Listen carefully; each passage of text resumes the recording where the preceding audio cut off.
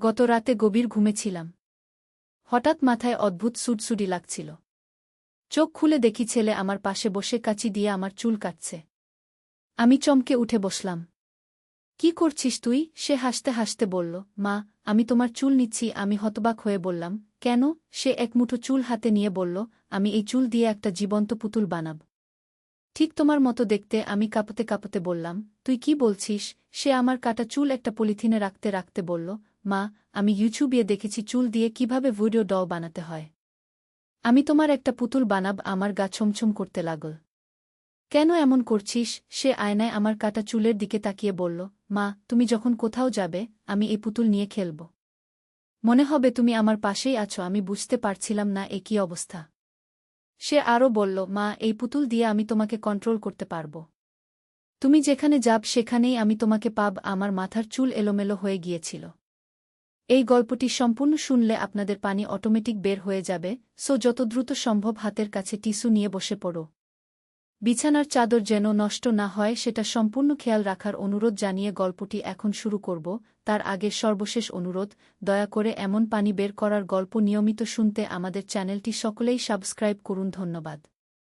Hello বন্ধুরা, আমার নাম রূপালী দাস। আমার বয়স ৩৯ বছর। আমার স্বামীর নাম সুদীপ দাস, বয়স ৫২ বছর। আমাদের ২ সন্তান, ঋতিক আর অরিন্দা। ঋতিক ২১ বছর বয়সী, ভার্সিটিতে পড়ে। অরিন্দা ১৪ বছর বয়সী, নবম শ্রেণীতে পড়ে। আমাদের পরিবারটা একটা পুরনো বাড়িতে থাকি। বাড়িটা আমার শ্বশুর বাড়ি, প্রায় ১৫০ বছরের পুরনো।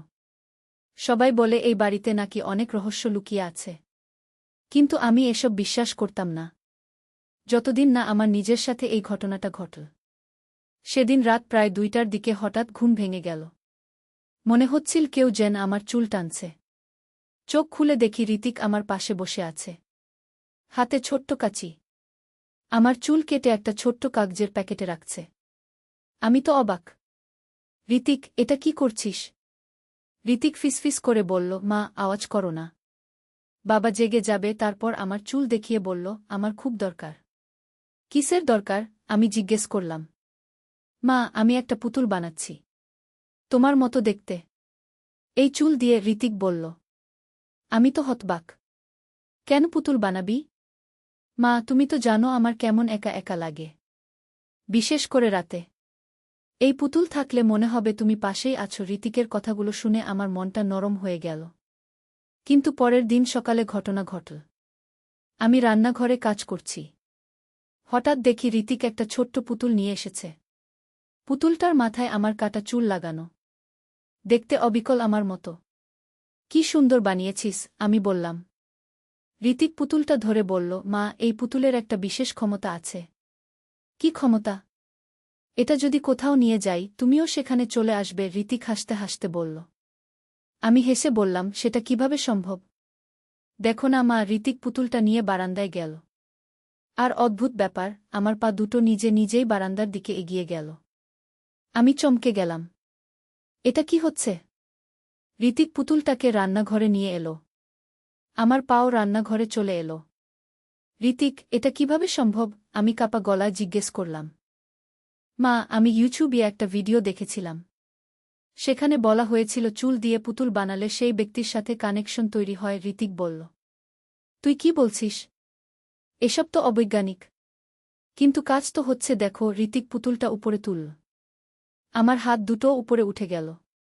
আমি তো আরও ভয় পেয়ে গেলাম। ঋতিক, এটা বন্ধ করো। মা, ভয় পেও না। আমি তোমার কোনো ক্ষতি করব না, শুধু মজা করছি। ঋতিক বলল। কিন্তু আমার মনে হচ্ছিল এটা কোনো মজার বিষয় নয়। ঋতিক যখন পুতুলটা দিয়ে যা করে আমিও তাই করি। এটা খুবই ভয়ঙ্কর। দুপুরে সুদীপ অফিস থেকে এসে দেখল আমি খুব অস্থির। কি হয়েছে রূপালী? আমি সব ঘটনা বললাম। সুদীপ প্রথমে হাসল। এসব কি আবার হয়? তুমি বিশ্বাস করো না? দেখো। আমি ঋতিককে ডাকলাম। ঋতিক পুতুলটা নিয়ে এলো।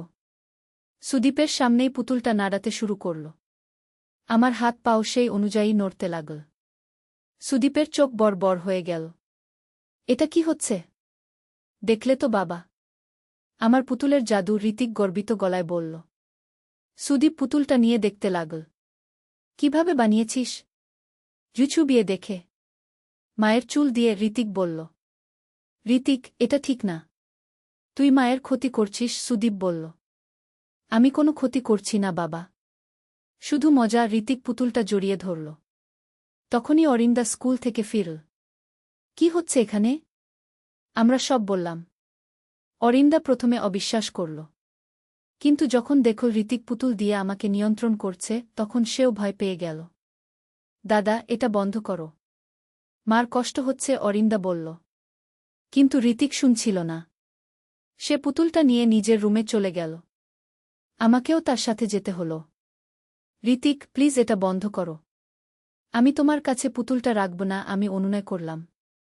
না মা, এটা আমার। তুমি এটা নিতে পারবে না। ঋতিক পুতুলটা বুকের কাছে চেপে ধরল। রাতে খাওয়ার সময় অদ্ভুত ঘটনা ঘটল।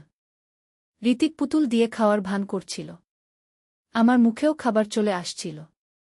অথচ আমি হাত নাড়াইনি। এটা কি হচ্ছে? সুদীপ অবাক হয়ে বলল।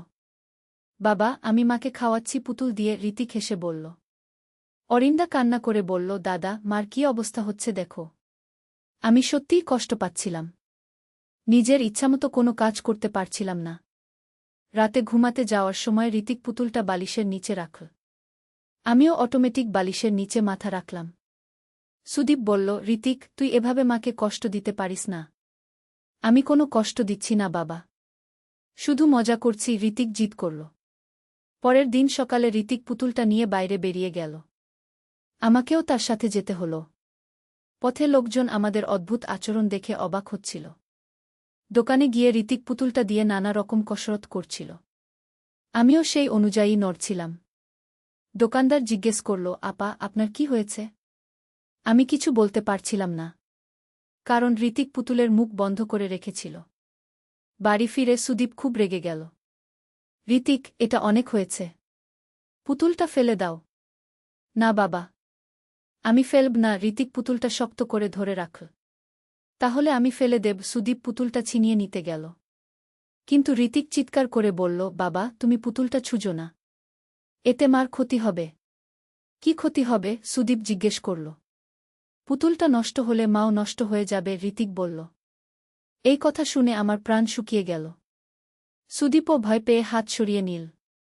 অরিন্দা কান্না করতে করতে বলল, দাদা, মাকে এভাবে কষ্ট দিও না। আমি কোনো কষ্ট দিচ্ছি না। শুধু খেলছি, ঋতিক বলল। কিন্তু আমার মনে হচ্ছিল এটা কোনো খেলা নয়। এটা একটা অভিশাপ। সেই রাতে ঋতিক পুতুলটা নিয়ে ঘুমাল। আমিও তার পাশে ঘুমাতে বাধ্য হলাম। মাঝরাতে হঠাৎ দেখি ঋতিক পুতুলটা নিয়ে উঠে বারান্দায় গেছে। আমাকেও যেতে হল। বারান্দায় ঋতিক পুতুলটা চাঁদের আলোতে রাখল। মা, এখন পুতুলটা আরও শক্তিশালী হবে। কি মানে? আমি জিজ্ঞেস করলাম। চাঁদের আলোতে এই জাদু আরও বেশি কাজ করে, ঋতিক বলল। আমি বুঝতে পারছিলাম ঋতিক ভুল পথে যাচ্ছে। কিন্তু আমি কিছুই করতে পারছিলাম না। পরের দিন দুপুরে ঋতিক স্কুলে গেল। পুতুলটা নিয়ে গেল সাথে।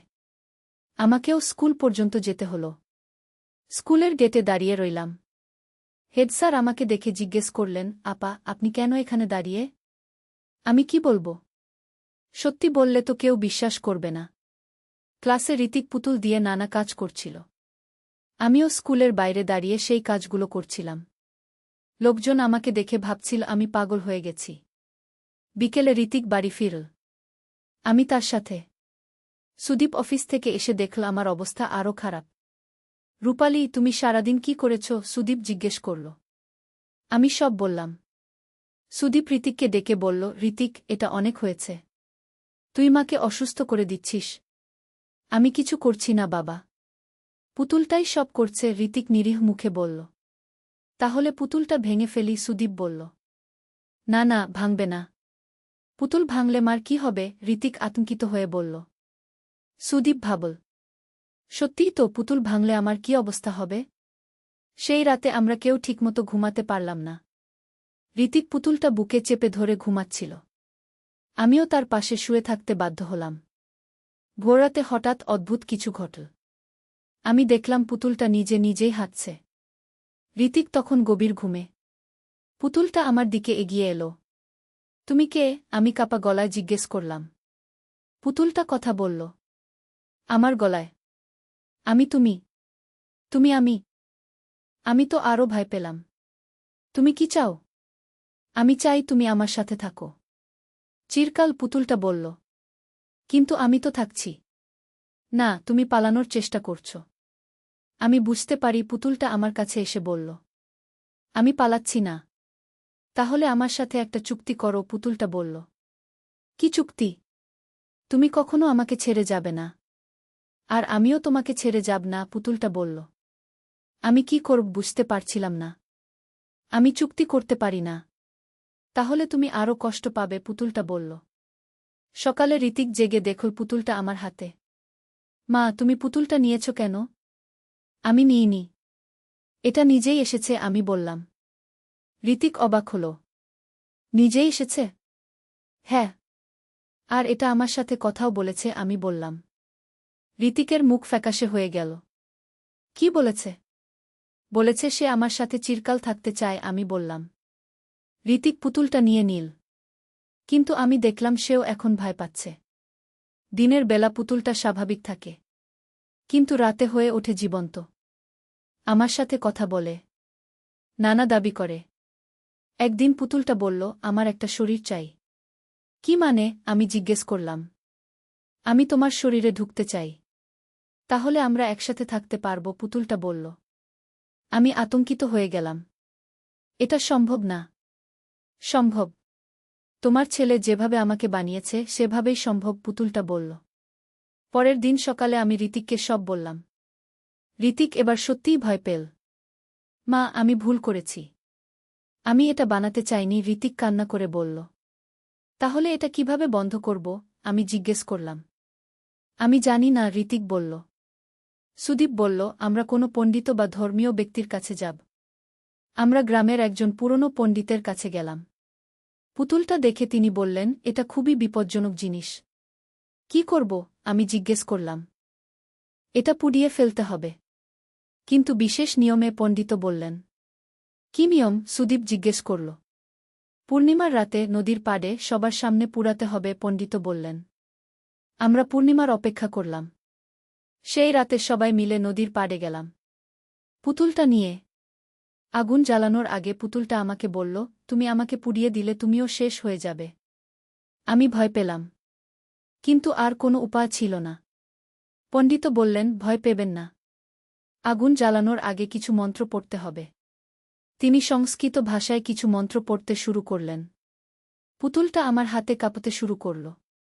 মা, আমার ভয় লাগছে, পুতুলটা আমার গলায় বলল। আমারও ভয় লাগছে। কিন্তু এটাই একমাত্র উপায়, আমি বললাম। পণ্ডিত আগুন জ্বালালেন। পুতুলটাকে আগুনে দেওয়ার আগে বললেন, সবাই মিলে একসাথে পুতুলটা ছুড়ে দিন। আমরা চারজন মিলে পুতুলটা আগুনে ছুড়ে দিলাম। পুতুলটা পুড়তে শুরু করল। আর সাথে সাথেই আমি মুক্ত হয়ে গেলাম। আমার ইচ্ছামতো হাত পা নাড়াতে পারছি। মা, তুমি ঠিক আছো? অরিন্দা জিজ্ঞেস করল। হ্যাঁ, আমি ঠিক আছি, আমি স্বস্তির নিঃশ্বাস ফেললাম। ঋতিক কান্না করে বলল, মা, আমি জানতাম না এমন হবে। কোনো ব্যাপার না। তুই তো জানতি না। আমি ঋতিককে জড়িয়ে ধরলাম। কিন্তু আমাদের সমস্যা এখানেই শেষ নয়। পুতুল পুড়ে গেলেও এর প্রভাব রয়ে গেল। পরের দিন থেকে আমি অদ্ভুত স্বপ্ন দেখতে শুরু করলাম। স্বপ্নে দেখি পুতুলটা আমার সাথে কথা বলছে।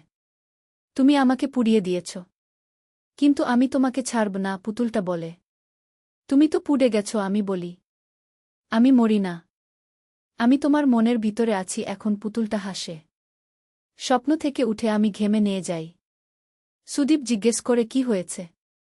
আমি বলি, এসব শুধু স্বপ্ন। আর কিছু না, সুদীপ বলে। কিন্তু আমি বুঝতে পারি এটা শুধু স্বপ্ন নয়। পুতুলটা সত্যিই আমার মনের ভিতরে ঢুকেছে। দিনে দিনে আমার অবস্থা আরও খারাপ হতে থাকে। মাঝে মাঝে আমি অন্যরকম আচরণ করি। যেন আমি নেই। একদিন রান্নাঘরে কাজ করতে করতে হঠাৎ আমি অন্যরকম গলায় কথা বলি। আমি ফিরে এসেছি। অরিন্দা শুনে ভয় পায়। মা, তুমি কার সাথে কথা বলছ? আমি নিজের সাথে কথা বলছি না। আমি পুতুলের সাথে কথা বলছি, আমি বলি। অরিন্দা দৌড়ে সুদীপের কাছে যায়। বাবা, মার আবার সমস্যা শুরু হয়েছে।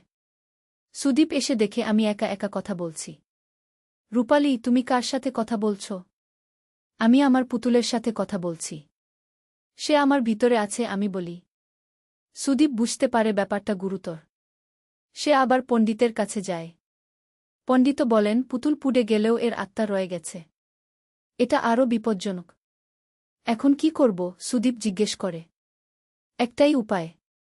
আত্মাটাকে অন্য কোথাও পাঠিয়ে দিতে হবে, পণ্ডিত বলেন। কিভাবে? একটা নতুন পুতুল বানাতে হবে। কিন্তু এবার অন্য কারো চুল দিয়ে। তাহলে আত্মাটা সেই পুতুলে চলে যাবে, পণ্ডিত বলেন। কার চুল দিয়ে? সুদীপ জিজ্ঞেস করে। যে পুতুল বানিয়েছিল তার চুল দিয়ে, পণ্ডিত বলেন। মানে ঋতিকের চুল দিয়ে পুতুল বানাতে হবে। কিন্তু তাহলে ঋতিকের কি অবস্থা হবে? সুদীপ বাড়ি ফিরে ঋতিককে সব বলে। ঋতিক প্রথমে রাজি হয় না। বাবা, আমার কিছু হয়ে যাবে, ঋতিক বলে। কিছু হবে না। শুধু আত্মাটা তোমার পুতুলে চলে যাবে। তারপর সেটাও পুড়িয়ে দেব, সুদীপ বলে। ঋতিক অনেক ভেবে রাজি হয়। সে তার চুল কেটে দেয়। আমি ঋতিকের চুল দিয়ে নতুন পুতুল বানাই। পণ্ডিতের দেওয়া নিয়ম মেনে। পুতুল বানানো হয়ে গেলে অদ্ভুত ঘটনা ঘটে। আমার ভিতরের আত্মাটা নতুন পুতুলে চলে যায়। এখন ঋতিক পুতুলের নিয়ন্ত্রণে চলে যায়। সে যা করে পুতুলও তাই করে। বাবা, আমার কি হচ্ছে? ঋতিক ভয়ে ভয়ে বলে। কিছু হবে না। কালকেই এটাও পুড়িয়ে দেব, সুদীপ বলে। কিন্তু সেই রাতে আরও অদ্ভুত ঘটনা ঘটে। দুটো পুতুলই জীবন্ত হয়ে ওঠে। একসাথে কথা বলতে শুরু করে। আমরা আলাদা হতে চাই না, পুতুল দুটো বলে। আমরা একসাথে থাকতে চাই, তারা আবার বলে। আমি আর ঋতিক দুজনেই এখন পুতুলদের নিয়ন্ত্রণে। আমরা যা করি তারাও করে। তারা যা করে আমরাও করি। এটা আরও জটিল হয়ে গেছে, সুদীপ চিন্তিত হয়ে বলে। অরিন্দা কান্না করে। আমার পরিবারের কি হচ্ছে? পণ্ডিত আবার এসে দেখেন। এটা খুবই বিরল ঘটনা। দুটো আত্মা একসাথে জুড়ে গেছে। এখন কি করব? আমরা সবাই জিজ্ঞেস করি। একটাই উপায়। সবার চুল দিয়ে একটা বড় পুতুল বানাতে হবে। তাহলে সব আত্মা একসাথে সেই পুতুলে চলে যাবে, পণ্ডিত বলেন। সবার মানে? সুদীপ জিজ্ঞেস করে। পরিবারের সবার। তাহলে আত্মাগুলো একসাথে মিলে যাবে, পণ্ডিত বলেন। আমরা সবাই রাজি হই। সুদীপ আর অরিন্দাও তাদের চুল কাটে। সবার চুল মিলিয়ে একটা বড় পুতুল বানাই। পুতুলটা দেখতে আমাদের পরিবারের মিশ্রণ। পুতুল বানানো হয়ে গেলে আমরা সবাই এর নিয়ন্ত্রণে চলে যাই। কিন্তু এবার অন্যরকম। আমরা সবাই একসাথে চলি। একসাথে কথা বলি। এটা আরও খারাপ হয়ে গেছে, সুদীপ বলে। পণ্ডিত বলেন, ধৈর্য ধরুন। এখন আসল কাজ। তিনি একটা বিশেষ পুজোর আয়োজন করেন। আমাদের বাড়ির উঠোনে। অনেক লোক এসে জড়ো হয়। পুজো শুরু হয়। পণ্ডিত মন্ত্র পড়েন। ধূপ জ্বালান। আমরা সবাই বৃত্তের মধ্যে বসি। পুতুলটা মাঝখানে। হঠাৎ পুতুলটা নিজে নিজে উঠে দাঁড়ায়। নাচতে শুরু করে। আমরাও সেই অনুযায়ী নাচি। এটা কি হচ্ছে? লোকজন অবাক হয়ে দেখে। পণ্ডিত বলেন, আত্মাগুলো বেরিয়ে আসছে। পুতুল থেকে ধোঁয়া বের হতে শুরু করে। সেই ধোঁয়া আকাশে উঠে যায়। আমরা সবাই একসাথে স্বস্তির নিঃশ্বাস ফেলি। আমাদের নিয়ন্ত্রণ ফিরে আসে। শেষ? অরিন্দা জিজ্ঞেস করে। হ্যাঁ, শেষ, পণ্ডিত বলেন। কিন্তু আমাদের জানা ছিল না, এটা শুধুই শুরু। পরের দিন থেকে আমাদের বাড়িতে অদ্ভুত সব ঘটনা ঘটতে শুরু করে। দরজা নিজে নিজে খোলে। আওয়াজ আসে। জিনিসপত্র নড়ে। পুতুল পুড়ে গেলেও আত্মাগুলো এখনও আমাদের বাড়িতে আছে, আমি বুঝতে পারি। রাতে ঘুমাতে যাওয়ার সময় আমরা সবাই একসাথে একটা রুমে থাকি। কিন্তু তাতেও কাজ হয় না। মাঝরাতে আমরা সবাই একসাথে জেগে উঠি। দেখি আমাদের বিছানার চারপাশে অনেক ছায়া ঘুরছে। এগুলো কি? অরিন্দা কাপা গলা জিজ্ঞেস করে। এগুলো পুতুলের আত্মা। তারা ভেঙে অনেক টুকরো হয়ে গেছে, আমি বলি। ছায়াগুলো আমাদের কাছে এসে কথা বলতে শুরু করে। প্রত্যেকটা আমাদের নিজেদের গলায়। আমরা তোমাদের ছাড়ব না। আমরা এই বাড়িতেই থাকব। আমরা তোমাদের সাথেই থাকব। এরকম নানা কথা বলতে থাকে। সুদীপ আবার পণ্ডিতকে ডাকে। পণ্ডিত এসে দেখে অবস্থা আরও গুরুতর।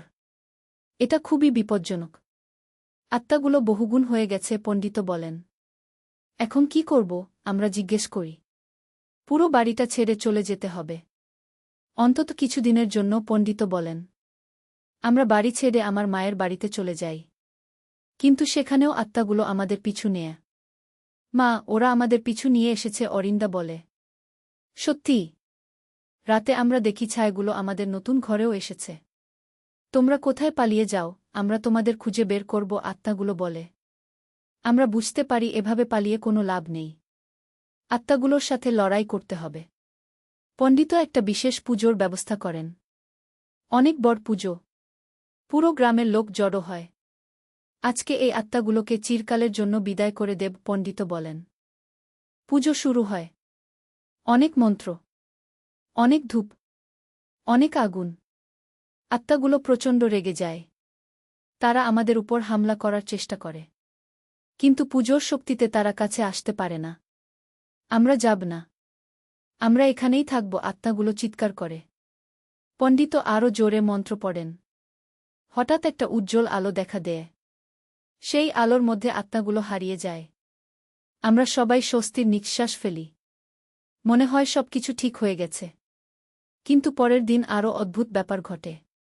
আমাদের বাড়িতে একটা গোপন কক্ষ আবিষ্কার হয়। সেই কক্ষে ঢুকে আমরা দেখি অনেক পুরনো জিনিস। বই, ছবি, কাগজপত্র। এগুলো কার? সুদীপ জিজ্ঞেস করে। একটা পুরনো ডায়েরি পেয়ে আমি পড়তে শুরু করি। ডায়েরিতে লেখা আমার শ্বশুরের দাদার কথা। ডায়েরিতে লেখা তিনিও একসময় এরকম পুতুল বানিয়েছিলেন, তার স্ত্রীর চুল দিয়ে। কিন্তু সেই পুতুলের কারণে তার স্ত্রী মারা গিয়েছিলেন। এই বাড়িতে এর আগেও এরকম ঘটনা ঘটেছে, আমি বুঝতে পারি। ডায়েরিতে আরও লেখা আছে, পুতুলটা এখনও কোথাও লুকিয়ে আছে। এই বাড়িতেই। আমাদের খুঁজে বের করতে হবে সেই পুরনো পুতুল, সুদীপ বলে। আমরা পুরো বাড়ি তন্ন তন্ন করে খুঁজি। অবশেষে মাটির নিচে একটা পুরনো বাক্স পাই। বাক্স খুলে দেখি একটা পুরনো পুতুল। একদম পচে গেছে। কিন্তু এখনও কিছু চুল লেগে আছে। এটাই সেই আসল পুতুল, পণ্ডিত এসে দেখে বলেন। এটা কি করব? আমরা জিজ্ঞেস করি। এটাকে পবিত্র করতে হবে। তারপর সম্মানের সাথে কবর দিতে হবে, পণ্ডিত বলেন। আমরা পণ্ডিতের নির্দেশ মতো কাজ করি। পুরনো পুতুলটাকে পবিত্র করি। তারপর নদীর পাড়ে কবর দিই। কবর দেওয়ার পর আমাদের বাড়িতে শান্তি ফিরে আসে। আর কোনো অদ্ভুত ঘটনা ঘটে না। কিন্তু আমি এখনও মাঝে মাঝে অদ্ভুত স্বপ্ন দেখি। স্বপ্নে দেখি সেই পুতুল আমাকে ডাকছে। তুমি আমাকে কবর দিয়েছ, কিন্তু আমি এখনও বেঁচে আছি, পুতুলটা বলে। তুমি মরে গেছ, আমি বলি। আমি মরি না। আমি আছি তোমার স্মৃতিতে, পুতুলটা হাসে। স্বপ্ন থেকে উঠে আমি ভাবি, সত্যিই কি সব শেষ হয়ে গেছে? ঋতিক এখন অনেক সাবধান। সে আর ইউটিউবে এসব ভিডিও দেখে না। পুতুল বানানোর কথাও ভাবে না। মা, আমি আর কখনো এরকম কিছু করব না, ঋতিক বলে। ভালো কথা। এসব জিনিস নিয়ে খেলা ঠিক না, আমি বলি। অরিন্দাও এখন সতর্ক। সে ঋতিকের রুমে একা যায় না। ভয় পায়। দাদা, তোমার রুমে অদ্ভুত লাগে, অরিন্দা বলে। কেন? ঋতিক জিজ্ঞেস করে। মনে হয় কেউ লুকিয়ে আছে, অরিন্দা বলে। ঋতিক নিজের রুম চেক করে, কিন্তু কিছু পায় না। তবে আমি লক্ষ্য করি ঋতিকের আচরণ কিছুটা পাল্টেছে। সে আগের চেয়ে বেশি চুপচাপ থাকে। একা একা বকবক করে। ঋতিক, তুই কার সাথে কথা বলিস? আমি জিজ্ঞেস করি। কারো সাথে না মা। নিজের সাথে, ঋতিক বলে। কিন্তু আমার মনে হয় সে নিজের সাথে কথা বলছে না, অন্য কারো সাথে। একদিন আমি লুকিয়ে ঋতিকের কথা শুনি। সে তার রুমে একা বসে কার সাথে যেন তর্ক করছে। আমি আর পুতুল বানাব না, ঋতিক বলে। তারপর চুপ থাকে, যেন কেউ উত্তর দিচ্ছে। না, আমি তোমার কথা শুনব না, ঋতিক আবার বলে। আমি বুঝতে পারি ঋতিকের মনেও কোনো আত্মা ঢুকেছে। আমি সুদীপকে বলি। সুদীপ ঋতিকের সাথে কথা বলে। ঋতিক, তুই কার সাথে কথা বলিস? কারো সাথে না বাবা, ঋতিক অস্বীকার করে। সত্যি বল। ঋতিক অনেকক্ষণ চুপ থেকে বলে, বাবা, আমার মনে হয় পুতুলটা আমার ভিতরে ঢুকেছে। কি মানে? আমি মাঝে মাঝে অন্যরকম চিন্তা করি, যেন আমি নেই, ঋতিক বলে। আমরা আবার পণ্ডিতের কাছে যাই। পণ্ডিত ঋতিককে দেখে বলেন, হ্যাঁ, এর ভিতরে আত্মা ঢুকেছে। কিভাবে বের করব? সুদীপ জিজ্ঞেস করে। এটা অনেক কঠিন। কারণ আত্মাটা জীবিত শরীরে ঢুকেছে, পণ্ডিত বলেন। পণ্ডিত একটা বিশেষ উপায় বলেন। ঋতিককে 3 দিন উপবাস করতে হবে। তারপর বিশেষ পুজো। ঋতিক রাজি হয়। সে 3 দিন কিছু খায় না, শুধু পানি খায়। 3 দিন পর পুজো হয়। ঋতিককে পুজোর মধ্যে বসানো হয়। পণ্ডিত মন্ত্র পড়েন। হঠাৎ ঋতিক চিৎকার করে উঠে, আমি যাব না, আমি এখানেই থাকব। কিন্তু সেটা ঋতিকের গলা নয়, অন্য একটা গলা। পণ্ডিত আরও জোরে মন্ত্র পড়েন। ঋতিকের শরীর কাঁপতে থাকে।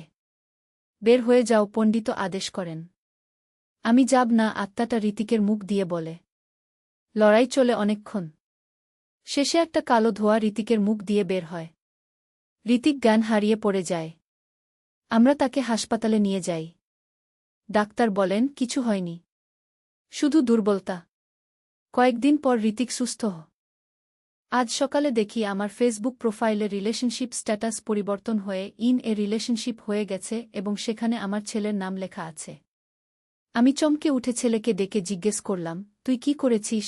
সে হাসতে হাসতে বলল, মা, আমি আমাদের রিলেশনের অফিসিয়াল ঘোষণা দিয়েছি। আমি রেগে গিয়ে বললাম, পাগল হয়ে গেছিস? সবাই কি ভাববে? সে আমার কাছে এসে বলল, ভাবুক যা ভাবার। আমি তোমাকে ভালোবাসি এবং চাই সবাই জানুক। ফেসবুকে ইতিমধ্যে অনেক লাইক আর কমেন্ট আসতে শুরু করেছে। আমার হৃদস্পন্দন বেড়ে গেল। সে আমার ফোন নিয়ে কমেন্ট পড়তে লাগল, দেখো মা, সবাই বলছে আমরা কত সুন্দর জুটি। আমি প্রতিবাদ করতে গেলাম, কিন্তু সে আমার ঠোঁটে আঙুল রাখল। সে বলল, মা, আমি তোমাকে প্রকাশ্যে প্রপোজ করেছি। এখন তুমি রাজি হয়ে যাও। ফেসবুক নোটিফিকেশনের শব্দ একের পর এক আসতে লাগল। সে আমার গাল স্পর্শ করে বলল, দেখো, আমাদের প্রেম ভাইরাল হয়ে গেছে। আমি কাঁপতে কাঁপতে বললাম, এটা ডিলিট করে দে, কিন্তু সে মাথা নেড়ে বলল, না মা, এটা আমাদের প্রেমের প্রমাণ। হাজার হাজার রিয়েক্ট আসতে দেখে আমার মাথা ঝিমঝিম করতে লাগল। সে আমার কানে ফিসফিস করে বলল, মা, এখন পুরো দুনিয়া জানে তুমি আমার হাতের ফোন পড়ে যাওয়ার উপক্রম হল। এই গল্পটি সম্পূর্ণ শুনলে আপনাদের পানি অটোমেটিক বের হয়ে যাবে, সো যত দ্রুত সম্ভব হাতের কাছে টিস্যু নিয়ে বসে পড়ো। বিছানার চাদর যেন নষ্ট না হয় সেটা সম্পূর্ণ খেয়াল রাখার অনুরোধ জানিয়ে গল্পটি এখন শুরু করব। তার আগে সর্বশেষ অনুরোধ, দয়া করে এমন পানি বের করার গল্প নিয়মিত শুনতে আমাদের চ্যানেলটি সকলেই সাবস্ক্রাইব করুন। ধন্যবাদ। হ্যালো বন্ধুরা, আমার নাম নন্দিনী সেন। আমার বয়স 40 বছর। আমার স্বামীর নাম সুদীপ্ত সেন, বয়স 43 বছর। আমাদের 2 সন্তান, শুভ আর রিনি। শুভ 18 বছর বয়সী, কলেজে পড়ে। রিনি 10 বছর বয়সী, স্কুলে যায়। এই যে ঘটনা আমি বললাম, এটা ছিল একেবারে সত্যি। কিন্তু এর পেছনে লুকিয়ে আছে এক অবিশ্বাস্য রহস্য যা আমার পুরো পরিবারকে এক অকল্পনীয় অ্যাডভেঞ্চারের দিকে নিয়ে গেছে। সেদিন সকালে শুভ যখন আমার ফেসবুক স্ট্যাটাস পরিবর্তন করেছিল, তখন আমি যতটা রেগে গিয়েছিলাম ততটাই অবাক হয়েছিলাম। কারণ আমার ফোনটা তো সারারাত আমার টেবিলে রাখা ছিল। শুভ কিভাবে আমার পাসওয়ার্ড জানল? আমার পাসওয়ার্ড ছিল আমার দাদামার বিয়ের তারিখ, 21 ফেব্রুয়ারি 1950। এটা কেউ জানত না। শুভকে জিজ্ঞেস করলে সে হেসে বলল, মা, তুমি নিজেই তো আমাকে পাসওয়ার্ড দিয়েছ কাল রাতে। আমি তো হতভম্ব। আমার কোনো মনে নেই যে আমি তাকে পাসওয়ার্ড দিয়েছি। দুপুরের দিকে আমি ফোনটা নিয়ে বসলাম কমেন্টগুলো দেখতে। সেখানে যা দেখলাম তাতে আমার রক্ত জল হয়ে গেল। আমার পুরনো স্কুল ফ্রেন্ড মিতা লিখেছে, নন্দু, তুমি তো আমাকে কাল রাতেই বলেছিলে যে শুভের সাথে তোমার বিশেষ সম্পর্ক। আমি তো ভাবছিলাম তুমি মজা করছ। আমার হাত কাঁপতে লাগল। আমি তো মিতার সাথে গত 6 মাস ধরে কোনো কথা বলিনি। আমি মিতাকে ফোন করলাম।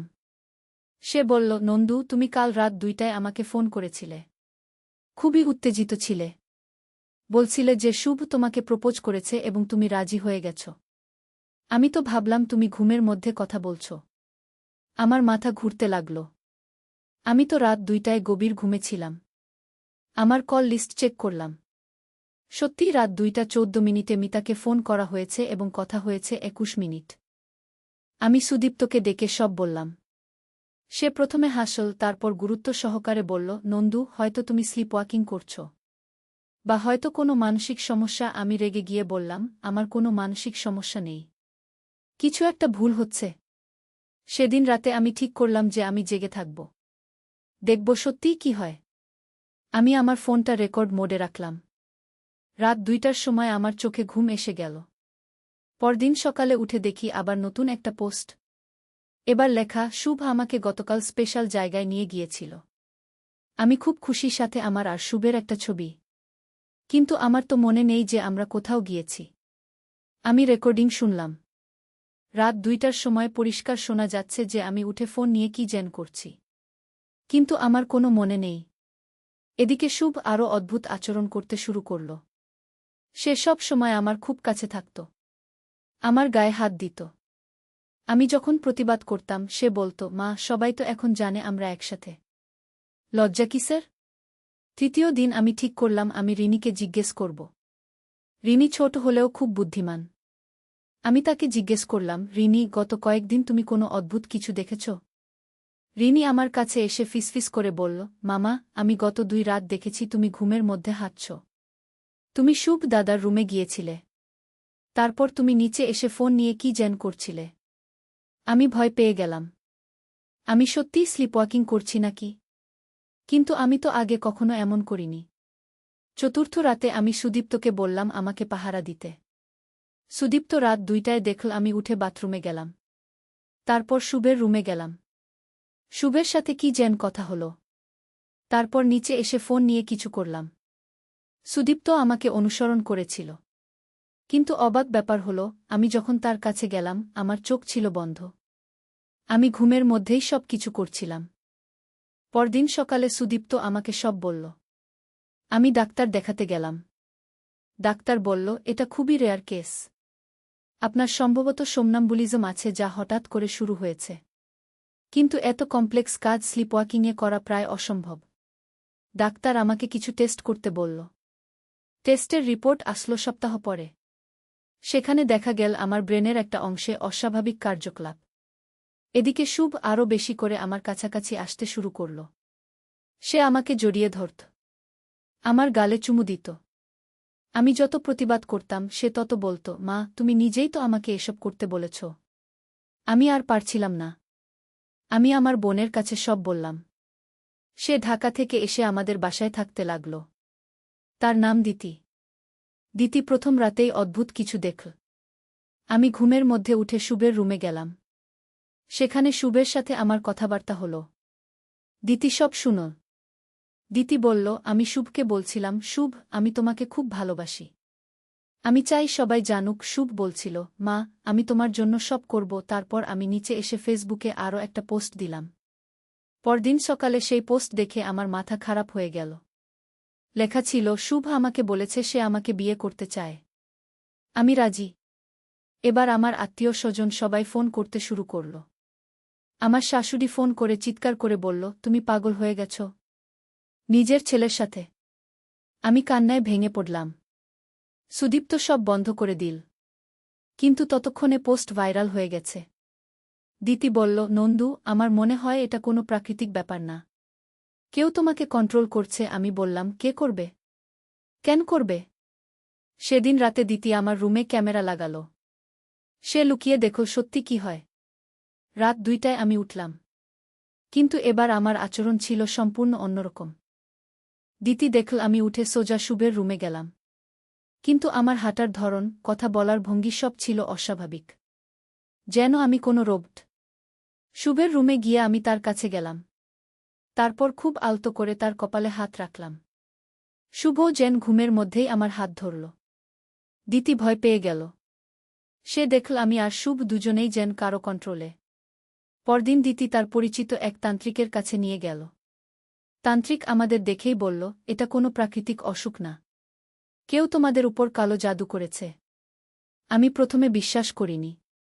কিন্তু তান্ত্রিক বলল, তুমি আর তোমার ছেলে দুজনেই এক অদৃশ্য শক্তির কন্ট্রোলে। যে এটা করেছে সে চায় তোমার পরিবারের ক্ষতি করতে। তান্ত্রিক আমাদের বাসার চারপাশে ঘুরে কিছু লাল সুতা আর লোহার টুকরো পেল। সে বলল, এগুলো এখানে পুঁতে রাখা হয়েছে। এগুলো দিয়েই তোমাদের মন কন্ট্রোল করা হচ্ছে। আমি জিজ্ঞেস করলাম, কে করেছে এটা? তান্ত্রিক বলল, তোমার কোনো শত্রু আছে, যে তোমার পরিবারকে ধ্বংস করতে চায়। আমার মনে পড়ল আমার প্রাক্তন বস মালিকার কথা। সে আমার উপর অনেক রেগেছিল। কারণ আমি তার অন্যায়ের প্রতিবাদ করেছিলাম। সেই কারণে আমার চাকরিও যেতে হয়েছিল। তান্ত্রিক সব জিনিস সরিয়ে ফেল। তারপর আমাদের বাসায় পূজা করল। সেদিন রাত থেকে আমার স্লিপওয়াকিং বন্ধ হয়ে গেল। কিন্তু ফেসবুকের ঘটনার কারণে আমাদের সামাজিক মর্যাদা নষ্ট হয়ে গিয়েছিল। লোকজন আমাদের দিকে অদ্ভুত চোখে তাকাত।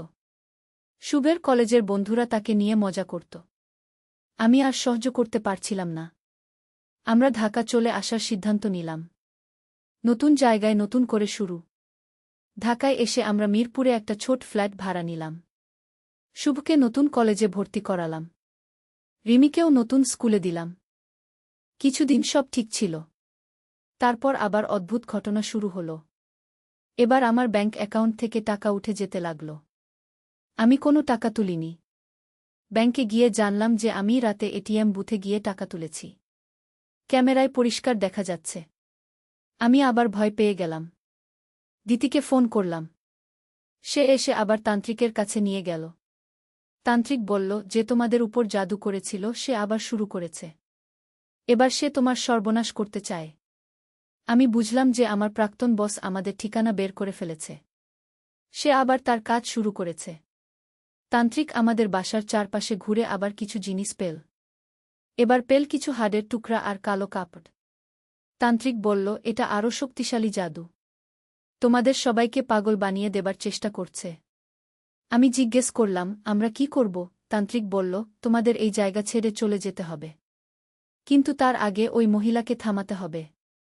আমি বললাম কিভাবে থামাবো? তান্ত্রিক বলল তার উপর উল্টো জাদু করতে হবে। তুমি কি রাজি? আমি প্রথমে দ্বিধায় পড়লাম। কিন্তু আমার পরিবারের সুরক্ষার জন্য আমি রাজি হলাম। তান্ত্রিক আমাকে কিছু জিনিস দিল। বলল তোমাকে তার বাসার সামনে গিয়ে এগুলো পুঁতে আসতে হবে। আমি একদিন রাতে চট্টগ্রাম গেলাম। আমার প্রাক্তন বসের বাসার সামনে গিয়ে তান্ত্রিকের দেয়া জিনিসগুলো পুঁতে দিলাম। পরদিন সকালে দিতি ফোন করে বলল নন্দু খবর দেখেছ? তোমার প্রাক্তন বস রাতে হার্ট অ্যাটাক করে মারা গেছে।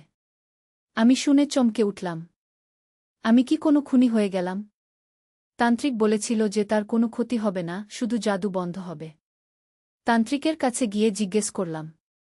সে বলল তার হার্ট অ্যাটাক হয়েছে জাদুর রিয়াকশনে। যে জাদু সে করেছিল সেটা তারই ওপর ফিরে গেছে। আমি ভয়ে কাঁপতে লাগলাম। আমি কি একজন মানুষের মৃত্যুর কারণ হলাম? তান্ত্রিক বলল চিন্তা করো না। সে অনেক খারাপ কাজ করেছে। তার এই পরিণতি হওয়ারই কথা ছিল। তারপর থেকে আমাদের আর কোনো সমস্যা হল না। আমার স্লিপওয়াকিং সম্পূর্ণ বন্ধ হয়ে গেল। শুভ স্বাভাবিক হয়ে গেল। কিন্তু এই অভিজ্ঞতা আমার জীবনকে পুরোপুরি বদলে দিয়েছে। আমি বুঝেছি যে এই পৃথিবীতে এমন অনেক কিছু আছে যা আমাদের সাধারণ জ্ঞান দিয়ে বোঝা যায় না। আজও যখন রাতে ঘুমাতে যাই মাঝে মাঝে ভয় লাগে। কে জানে কোনো অদৃশ্য শক্তি আবার আমাদের উপর আক্রমণ করে কিনা। সুদীপ্ত বলে এটা সব কাকতালীয়। কিন্তু আমি জানি যা ঘটেছিল সেটা একেবারেই স্বাভাবিক ছিল না। এখন আমরা ঢাকায় শান্তিতে আছি। শুভ এখন ঢাকা বিশ্ববিদ্যালয়ে ভর্তি হয়েছে। সে এখন একটা মেয়ের সাথে প্রেম করে। মেয়েটার নাম তানিয়া। খুব ভালো মেয়ে। রিমিও এখন ক্লাস 8-এ পড়ে। সে খুব ভালো ছাত্রী। তার অনেক বন্ধুবান্ধব হয়েছে। কিন্তু গত মাসে আবার একটা অদ্ভুত ঘটনা ঘটেছে। রিমি একদিন স্কুল থেকে এসে বলল মামা আমার ক্লাসে একটা নতুন মেয়ে এসেছে। তার নাম রুমা। সে বলেছে তার মামা নাকি চট্টগ্রামে থাকত। তোমাকে চিনত। আমার গা শিউরে উঠল। রুমা নামটা আমার চেনা লাগছিল। আমার প্রাক্তন বসের একটা মেয়ে ছিল। তার নামও রুমা ছিল। আমি রিনিকে জিজ্ঞেস করলাম তার মামার নাম কি? রিনি বলল রুবিনা খালা। সে বলেছে তার মামা নাকি একটা কোম্পানিতে কাজ করত। তুমিও সেই কোম্পানিতে কাজ করতে? আমার রক্ত জমে গেল। রুবিনা ছিল আমার প্রাক্তন বস, যে মারা গিয়েছিল। আমি পরদিন রিনির স্কুলে গেলাম। রুমাকে দেখে আমার সন্দেহ নিশ্চিত হয়ে গেল। এটা সত্যিই রুবিনার ভাইঝি। আমি রুমার সাথে কথা বললাম। সে বলল আন্টি আমার মামা আপনার সম্পর্কে অনেক কথা বলত। সে বলত আপনি খুব খারাপ। আমি বুঝলাম যে রুবিনার পরিবার আমার সম্পর্কে জানে।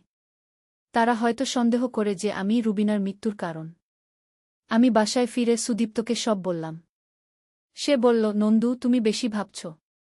হয়তো মেয়েটা শুধু নতুন বন্ধু বানাতে চায়। কিন্তু আমার মন বলছিল কিছু একটা গোলমাল আছে। সেদিন রাতে আমার খুব খারাপ স্বপ্ন দেখলাম। স্বপ্নে দেখলাম রুবিনা আমার সামনে দাঁড়িয়ে আছে।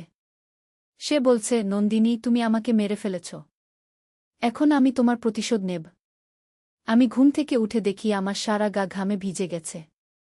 পরদিন রিনি স্কুল থেকে এসে বলল, মামা, রুমা আমাকে তার বাসায় খেলতে ডেকেছে। আমি যেতে পারি? আমি না বলে দিলাম। রিনি কান্নাকাটি শুরু করল। সে বলল, কেন যেতে পারব না? রুমা আমার বেস্ট ফ্রেন্ড। আমি রিনিকে সত্যি কথা বলতে পারলাম না। শুধু বললাম, তুমি অচেনা বাসায় যেতে পারবে না। কিন্তু রিনি মানল না। সে বলল, আমি গেছি তো রুমার বাসায়। তার মামি খুব ভালো। আমাকে অনেক খাবার দিয়েছে। আমি চমকে উঠলাম। কখন গেছিস? রিনি বলল, গতকাল স্কুলের পর। আমি তো তোমাকে বলেছিলাম। আমার মনে নেই যে রিনি আমাকে কিছু বলেছে। আমি রিনিকে জিজ্ঞেস করলাম, তার মামি কেমন দেখতে? রিনি বলল, খুব সুন্দর, তবে একটু কালো, আর তার চোখে একটু রাগ রাগ ভাব। আমার মনে পড়ল রুবিনা দেখতে ঠিক এমনই ছিল। আমি রিনিকে কড়া করে বললাম, তুমি আর কখনো রুমার বাসায় যাবে না। রিনি কেঁদে ফেল। সেদিন রাতে আমি আবার স্বপ্ন দেখলাম। এবার দেখলাম রুবিনা রিনিকে নিয়ে যাচ্ছে। আমি চিৎকার করে বলছি, রিনিকে ছেড়ে দাও, কিন্তু রুবিনা হাসছে। আমি ঘুম থেকে উঠে রিনির রুমে গেলাম। রিনি গভীর ঘুমে, কিন্তু তার মুখে একটা অদ্ভুত হাসি। পরদিন সকালে রিনি উঠে বলল, মামা, আমার খুব মাথা ব্যথা। আমি তার কপালে হাত দিলাম। জ্বর নেই, কিন্তু সে খুবই দুর্বল লাগছিল। আমি রিনিকে স্কুলে পাঠালাম না। ডাক্তারের কাছে নিয়ে গেলাম। ডাক্তার বলল, বাচ্চার কোনো শারীরিক সমস্যা নেই, হয়তো মানসিক চাপ। কিন্তু আমি বুঝতে পারছিলাম রিনির সাথে কিছু একটা হচ্ছে। সেদিন বিকেলে দিতি আমাদের বাসায় এল। সে রিনিকে দেখেই বলল, নন্দু, রিনির চোখে একটা অদ্ভুত ভাব, যেন কেউ তাকে কন্ট্রোল করছে। আমার সন্দেহ আরও বেড়ে গেল। দিতি বলল, চল আবার তান্ত্রিকের কাছে যাই। আমরা রিনিকে নিয়ে তান্ত্রিকের কাছে গেলাম। তান্ত্রিক রিনিকে দেখেই বলল, এই মেয়ের উপর কেউ জাদু করেছে। কোনো মৃত আত্মা এর শরীরে প্রবেশ করার চেষ্টা করছে। আমি কাঁপতে কাঁপতে বললাম, আমার মেয়েকে বাঁচান। তান্ত্রিক বলল, কে এটা করেছে তুমি জানো? আমি রুবিনার কথা বললাম। তান্ত্রিক বলল, যে মৃত ব্যক্তি প্রতিশোধ নিতে চায় সে সবচেয়ে দুর্বল ব্যক্তিকে টার্গেট করে। তোমার মেয়েই সবচেয়ে দুর্বল। তান্ত্রিক রিনির চিকিৎসা শুরু করল। সে রিনির গায়ে কিছু তাবিজ বেঁধে দিল। তারপর কিছু মন্ত্র পড়ল। চিকিৎসার পর রিনি অনেক ভালো হয়ে গেল। সে আবার হাসিখুশি হয়ে উঠল। তান্ত্রিক আমাকে বলল, তুমি সাবধান থেকো। ওই আত্মা হাল ছাড়বে না। সে আবার চেষ্টা করবে। আমরা বাসায় ফিরে এলাম। কিছুদিন সব স্বাভাবিক ছিল। তারপর আবার সমস্যা শুরু হল। এবার শুভের সাথে সমস্যা। সে বলল, মা, আমার গার্লফ্রেন্ড তানিয়া আমাকে ছেড়ে চলে গেছে। সে বলেছে আমার মা একটা খুনি। আমি হতভম্ব হয়ে গেলাম। তানিয়া কিভাবে জানো? শুভ বলল, তানিয়ার মামা কোনো একভাবে জেনে গেছে যে তুমি রুবিনা খালার মৃত্যুর সাথে জড়িত। তানিয়া আমাকে বলেছে আমি যেন তোমাকে ছেড়ে চলে আসি। আমার মনে হলো পুরো দুনিয়া আমার বিরুদ্ধে চলে গেছে। সুদীপ্ত বলল, আমরা আবার জায়গা পরিবর্তন করি, কিন্তু আমি বুঝতে পারছিলাম যে শুধু জায়গা পরিবর্তন করে লাভ হবে না। রুবিনার আত্মা আমাদের ছাড়বে না। আমি আবার তান্ত্রিকের কাছে গেলাম। এবার একা গেলাম। তান্ত্রিক বলল, তুমি যা করেছিলে তার জন্য তোমাকে প্রায়শ্চিত্ত করতে হবে, নইলে ওই আত্মা তোমার পুরো পরিবারকে শেষ করে দেবে। আমি জিজ্ঞেস করলাম, কী ধরনের প্রায়শ্চিত্ত? তান্ত্রিক বলল, তুমি রুবিনার কবরে গিয়ে ক্ষমা চাইতে হবে। তার পরিবারের কাছে গিয়ে সব সত্যি স্বীকার করতে হবে। আমি ভয়ে কাঁপতে লাগলাম। তাহলে তো আমাকে জেলে যেতে হবে। তান্ত্রিক বলল, জেলে গেলেও তুমি বেঁচে থাকবে, কিন্তু এভাবে থাকলে তুমি আর তোমার পরিবার সবাই শেষ হয়ে যাবে। আমি কয়েক রাত ভেবেচিন্তে সিদ্ধান্ত নিলাম, আমি চট্টগ্রাম যাব। রুবিনার কবরে গিয়ে ক্ষমা চাইব। সুদীপ্তকে সব বলার পর সে বলল, আমি তোমার সাথে যাব। আমরা একসাথে চট্টগ্রাম গেলাম। রুবিনার কবরে গিয়ে আমি কান্নায় ভেঙে পড়লাম। আমি বললাম, রুবিনা, আমি জানি তুমি আমার উপর রেগে আছো, কিন্তু আমি ইচ্ছা করে তোমার ক্ষতি করিনি। আমি শুধু আমার পরিবারকে বাঁচাতে চেয়েছিলাম। প্লিজ আমাকে ক্ষমা করে দাও। হঠাৎ হাওয়া বইতে শুরু করল। আমার মনে হলো যেন কেউ আমার কথা শুনছে। তারপর আমরা রুবিনার বাসায় গেলাম। তার স্বামী আর মেয়ে রুমাকে সব সত্যি বললাম। তারা প্রথমে খুব রেগে গেল। রুবিনার স্বামী আমাকে মারতে আসল। কিন্তু আমি কান্নায় ভেঙে পড়ে সব বললাম। কিভাবে রুবিনা আমাদের উপর জাদু করেছিল, কিভাবে আমার পরিবার ধ্বংস হচ্ছিল। অবশেষে রুবিনার স্বামী বলল, আমি জানতাম রুবিনা এসব করে। সে প্রায় বলত যে তুমি তার শত্রু। সে তোমার ক্ষতি করার জন্য তান্ত্রিকের কাছে যেত। আমি বললাম, আমি জানি আমার ভুল হয়েছে, কিন্তু আমি ইচ্ছা করে তার মৃত্যু চাইনি। রুবিনার স্বামী বলল, রুবিনার হার্টের সমস্যা ছিল। ডাক্তার বলেছিল যে কোনো দিন হার্ট অ্যাটাক হতে পারে। আমি একটু স্বস্তি পেলাম। অন্তত আমি সরাসরি খুনি নই। রুবিনার পরিবার আমাকে ক্ষমা করে দিল। তারা বলল, আমরা পুলিশে রিপোর্ট করব না, কিন্তু তুমি আর কখনো আমাদের সামনে আসবে না। আমরা ঢাকায় ফিরে এলাম। সেদিন রাত থেকে আমাদের আর কোনো সমস্যা হয়নি। রিমি স্বাভাবিক হয়ে গেছে। শুভ ঠিক আছে। এখন আমরা শান্তিতে আছি। কিন্তু এই অভিজ্ঞতা আমাকে শিখিয়েছে যে প্রতিশোধ কখনোই ভালো কিছু আনে না, হোক সেটা জাদুর মাধ্যমে বা অন্য কোনো উপায়ে। আমি এখন প্রতিদিন প্রার্থনা করি, আল্লাহর কাছে ক্ষমা চাই, রুবিনার আত্মার শান্তি কামনা করি। জীবনে অনেক কঠিন সময় আসে, কিন্তু ভুল পথে গেলে সমস্যার সমাধান হয় না, বরং আরও জটিল হয়ে যায়। এই কথাটা আমি আজ হাড়ে টের পেয়েছি। সত্যের তলোয়ার, একটি ইসলামিক যুদ্ধের গল্প। প্রথম অধ্যায়, আহ্বান। আরবের মরুভূমিতে যখন সূর্য পশ্চিমে ঢলে পড়ে, তখন মদিনার মসজিদে নব্বীতে এক বিশেষ সমাবেশ বসে। রাসূলুল্লাহ এর সাহাবীরা জমায়েত হয়েছেন গুরুত্বপূর্ণ এক সংবাদ শোনার জন্য। খালিদ ইবনে ওয়ালিদ তখন সবেমাত্র ইসলাম গ্রহণ করেছেন। একসময় যিনি ছিলেন ইসলামের বিরুদ্ধে যুদ্ধকারী, আজ তিনি বসে আছেন মুসলমানদের সাথে। তার হৃদয়ে নতুন এক জ্যোতি জ্বলছে, ইসলামের আলো। হে সাহাবীগণ, রাসূল বললেন, শাম দেশে আমাদের ভাইয়েরা বিপদে। বাইজান্টাইন সাম্রাজ্য মুসলমানদের উপর অত্যাচার করছে। আমাদের সাহায্যের প্রয়োজন তাদের। আবু বকর দাঁড়িয়ে বললেন, ইয়া রাসূলাল্লাহ, আমরা প্রস্তুত। আল্লাহর রাস্তায় জিহাদের জন্য আমাদের জান ও মাল উৎসর্গ করতে। খালিদ ইবনে ওয়ালিদের মন তখন উত্তেজনায় ভরে ওঠে। তিনি ছিলেন একজন দক্ষ যোদ্ধা, কিন্তু এবার তিনি লড়বেন ভিন্ন উদ্দেশ্যে, আল্লাহর সন্তুষ্টির জন্য, মানুষের কল্যাণের জন্য। সেদিন রাতে খালিদ নামাজ শেষে দীর্ঘক্ষণ দোয়া করলেন। হে আল্লাহ, আপনি আমাকে হিদায়েত দান করেছেন। এখন আমাকে শক্তি দিন যাতে আপনার দিনের সেবা করতে পারি। আমার অতীতের সব পাপ ক্ষমা করুন। দ্বিতীয় অধ্যায়, প্রস্তুতি। পরের দিন মুসলিম বাহিনীর প্রস্তুতি শুরু হল। আবু উবায়দা ইবনুল জাররাহ কে প্রধান সেনাপতি নিযুক্ত করা হল। সাথে ছিলেন ইকরিমা ইবনে আবু জাহল সুরাহবিল ইবনে হাসানা আমর ইবনুল আস এবং ইয়াজিদ ইবনে আবু সুফিয়ান খালিদ ইবনে ওয়ালিদকে ইরাক থেকে শাম অভিমুখে যাত্রার নির্দেশ দেওয়া হল। তিনি তার বাহিনী নিয়ে একটি কঠিন পথ বেছে নিলেন, সিরীয় মরুভূমির মধ্য দিয়ে।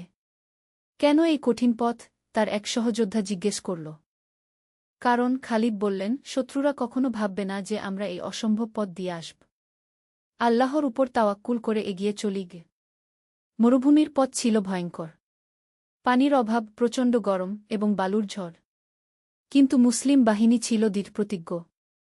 তারা জানত এই জিহাদ শুধু ভূমি জয়ের জন্য নয়, এটা সত্য ও ন্যায়ের জন্য। একদিন রাতে খালিদ তার সৈনিকদের সামনে ভাষণ দিলেন, হে মুজাহিদগণ, আমরা লড়ছি আল্লাহর রাস্তায়। আমাদের উদ্দেশ্য লুট বা হত্যা নয়। আমরা চাই মানুষের মুক্তি, ন্যায়বিচার প্রতিষ্ঠা। যারা শান্তি চায় তাদের সাথে শান্তি, যারা যুদ্ধ চায় তাদের সাথে যুদ্ধ। তৃতীয় অধ্যায়, প্রথম সংঘর্ষ। শামের প্রান্তে পৌঁছে খালিদের বাহিনী প্রথম বাইজান্টাইন ফাঁড়ির সম্মুখীন হল। এই ফাঁড়িটি ছিল কাজাক নামক স্থানে। বাইজান্টাইন সৈনিকরা ছিল ভারী অস্ত্রশস্ত্রে সজ্জিত, কিন্তু মুসলিমদের ছিল ঈমানের শক্তি। খালিদ তার অশ্বারোহী বাহিনী নিয়ে পার্শ্ব দিক দিয়ে আক্রমণের পরিকল্পনা করলেন। বিসমিল্লাহ, তিনি বললেন এবং ঘোড়া ছুটালেন। যুদ্ধ শুরু হল ফজরের নামাজের পর। মুসলিম সৈনিকরা লা ইলাহা ইল্লাল্লাহু মুহাম্মাদুর রাসূলুল্লাহ কি বলে আক্রমণ করল। তাদের সাহস আর একনিষ্ঠতা দেখে বাইজান্টাইন সৈনিকরা অবাক হয়ে গেল। কিন্তু যুদ্ধের মধ্যেও মুসলিমরা ইসলামের নীতি মেনে চলল। কোনো নিরস্ত্র ব্যক্তিকে হত্যা নয়, কোনো মহিলা বা শিশুর ক্ষতি নয়, কোনো ধর্মীয় প্রতিষ্ঠান ধ্বংস নয়। যুদ্ধ শেষে খালিদ বন্দী সৈনিকদের কাছে গিয়ে বললেন, তোমাদের কোনো ক্ষতি হবে না। তোমরা চাইলে ইসলাম গ্রহণ কর, না হলে জিজিয়া দিয়ে শান্তিতে থাক। আমরা জোর করি না গি। এক বাইজান্টাইন সেনাপতি জিজ্ঞেস করল, তোমরা কেমন মানুষ? তোমাদের ধর্ম কি শেখায়? খালিদ মৃদু হেসে বললেন, আমাদের ধর্ম শেখায় দয়া, ন্যায়বিচার এবং মানুষের কল্যাণ। আমরা এসেছি তোমাদের অত্যাচার থেকে মুক্তি দিতে, তোমাদের ক্ষতি করতে নয় গিয়ে। চতুর্থ অধ্যায়, দামেস্কের পথে। কাজাকের বিজয়ের পর খালিদের বাহিনী দামেস্কের দিকে এগিয়ে চলল। পথে তারা অন্যান্য মুসলিম বাহিনীর সাথে মিলিত হল। আবু উবায়দা এর নেতৃত্বে এক শক্তিশালী মুসলিম সেনাবাহিনী গঠিত হল। দামেস্ক তখন একটি গুরুত্বপূর্ণ বাণিজ্যিক নগর। সেখানে বাস করত বিভিন্ন ধর্মের মানুষ, খ্রিস্টান, ইহুদি এবং অন্যান্য। বাইজান্টাইন শাসকরা স্থানীয় জনগণের উপর কঠোর শাসন চালাত এবং ভারী কর আদায় করত। যুদ্ধের আগে আবু উবায়দা একটি চিঠি পাঠালেন দামেস্কের গভর্নরের কাছে, আমরা তোমাদের ক্ষতি চাই না। ইসলাম গ্রহণ কর অথবা জিজিয়া দিয়ে শান্তিতে থাক। যুদ্ধ কর যদি তোমরা চাও। সিদ্ধান্ত তোমাদের গু।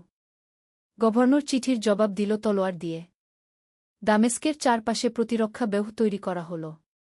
পঞ্চম অধ্যায়, দামেস্কের অবরোধ। দামেস্ক অবরোধ শুরু হল। এটি ছিল একটি দীর্ঘমেয়াদী কৌশল। মুসলিম বাহিনী শহরটিকে ঘিরে রাখল, কিন্তু তারা কোনো নিরীহ মানুষের ক্ষতি করল না। অবরোধের সময় একটি অসাধারণ ঘটনা ঘটল। শহরের ভেতর খাদ্যাভাব দেখা দিলে আবু উবায়দা আদেশ দিলেন যাতে মহিলা, শিশু এবং বৃদ্ধদের জন্য খাবার পাঠানো হয়। কিন্তু এরা তো আমাদের শত্রু, একজন সৈনিক বলল। না, আবু উবায়দা জবাব দিলেন, এরা আমাদের ভবিষ্যৎ ভাইবোন। ইসলাম আমাদের শেখায় মানুষের সেবা করতে, তাদের কষ্ট লাঘব করতে। এই দয়ার কাজ দেখে শহরের অনেক অধিবাসীর মন পরিবর্তন হতে লাগল। তারা বুঝতে পারল যে এই মুসলিমরা সত্যিকারের ভিন্ন। অবরোধের এক মাস পর শহরের একদল খ্রিস্টান নেতা গোপনে মুসলিম শিবিরে এসে বলল, আমরা তোমাদের সাথে সন্ধি করতে চাই। তোমরা যা বলছ তা কি সত্য? তোমরা কি সত্যিই আমাদের ধর্মের স্বাধীনতা দেবে? আবু উবায়দা তাদের আশ্বস্ত করলেন, আল্লাহর কসম, আমরা তোমাদের উপাসনালয় ধ্বংস করব না, তোমাদের ধর্ম পালনে বাধা দেব না। শুধু ন্যায্য কর দাও এবং শান্তিতে থাকু। ষষ্ঠ অধ্যায়, রাতের আক্রমণ।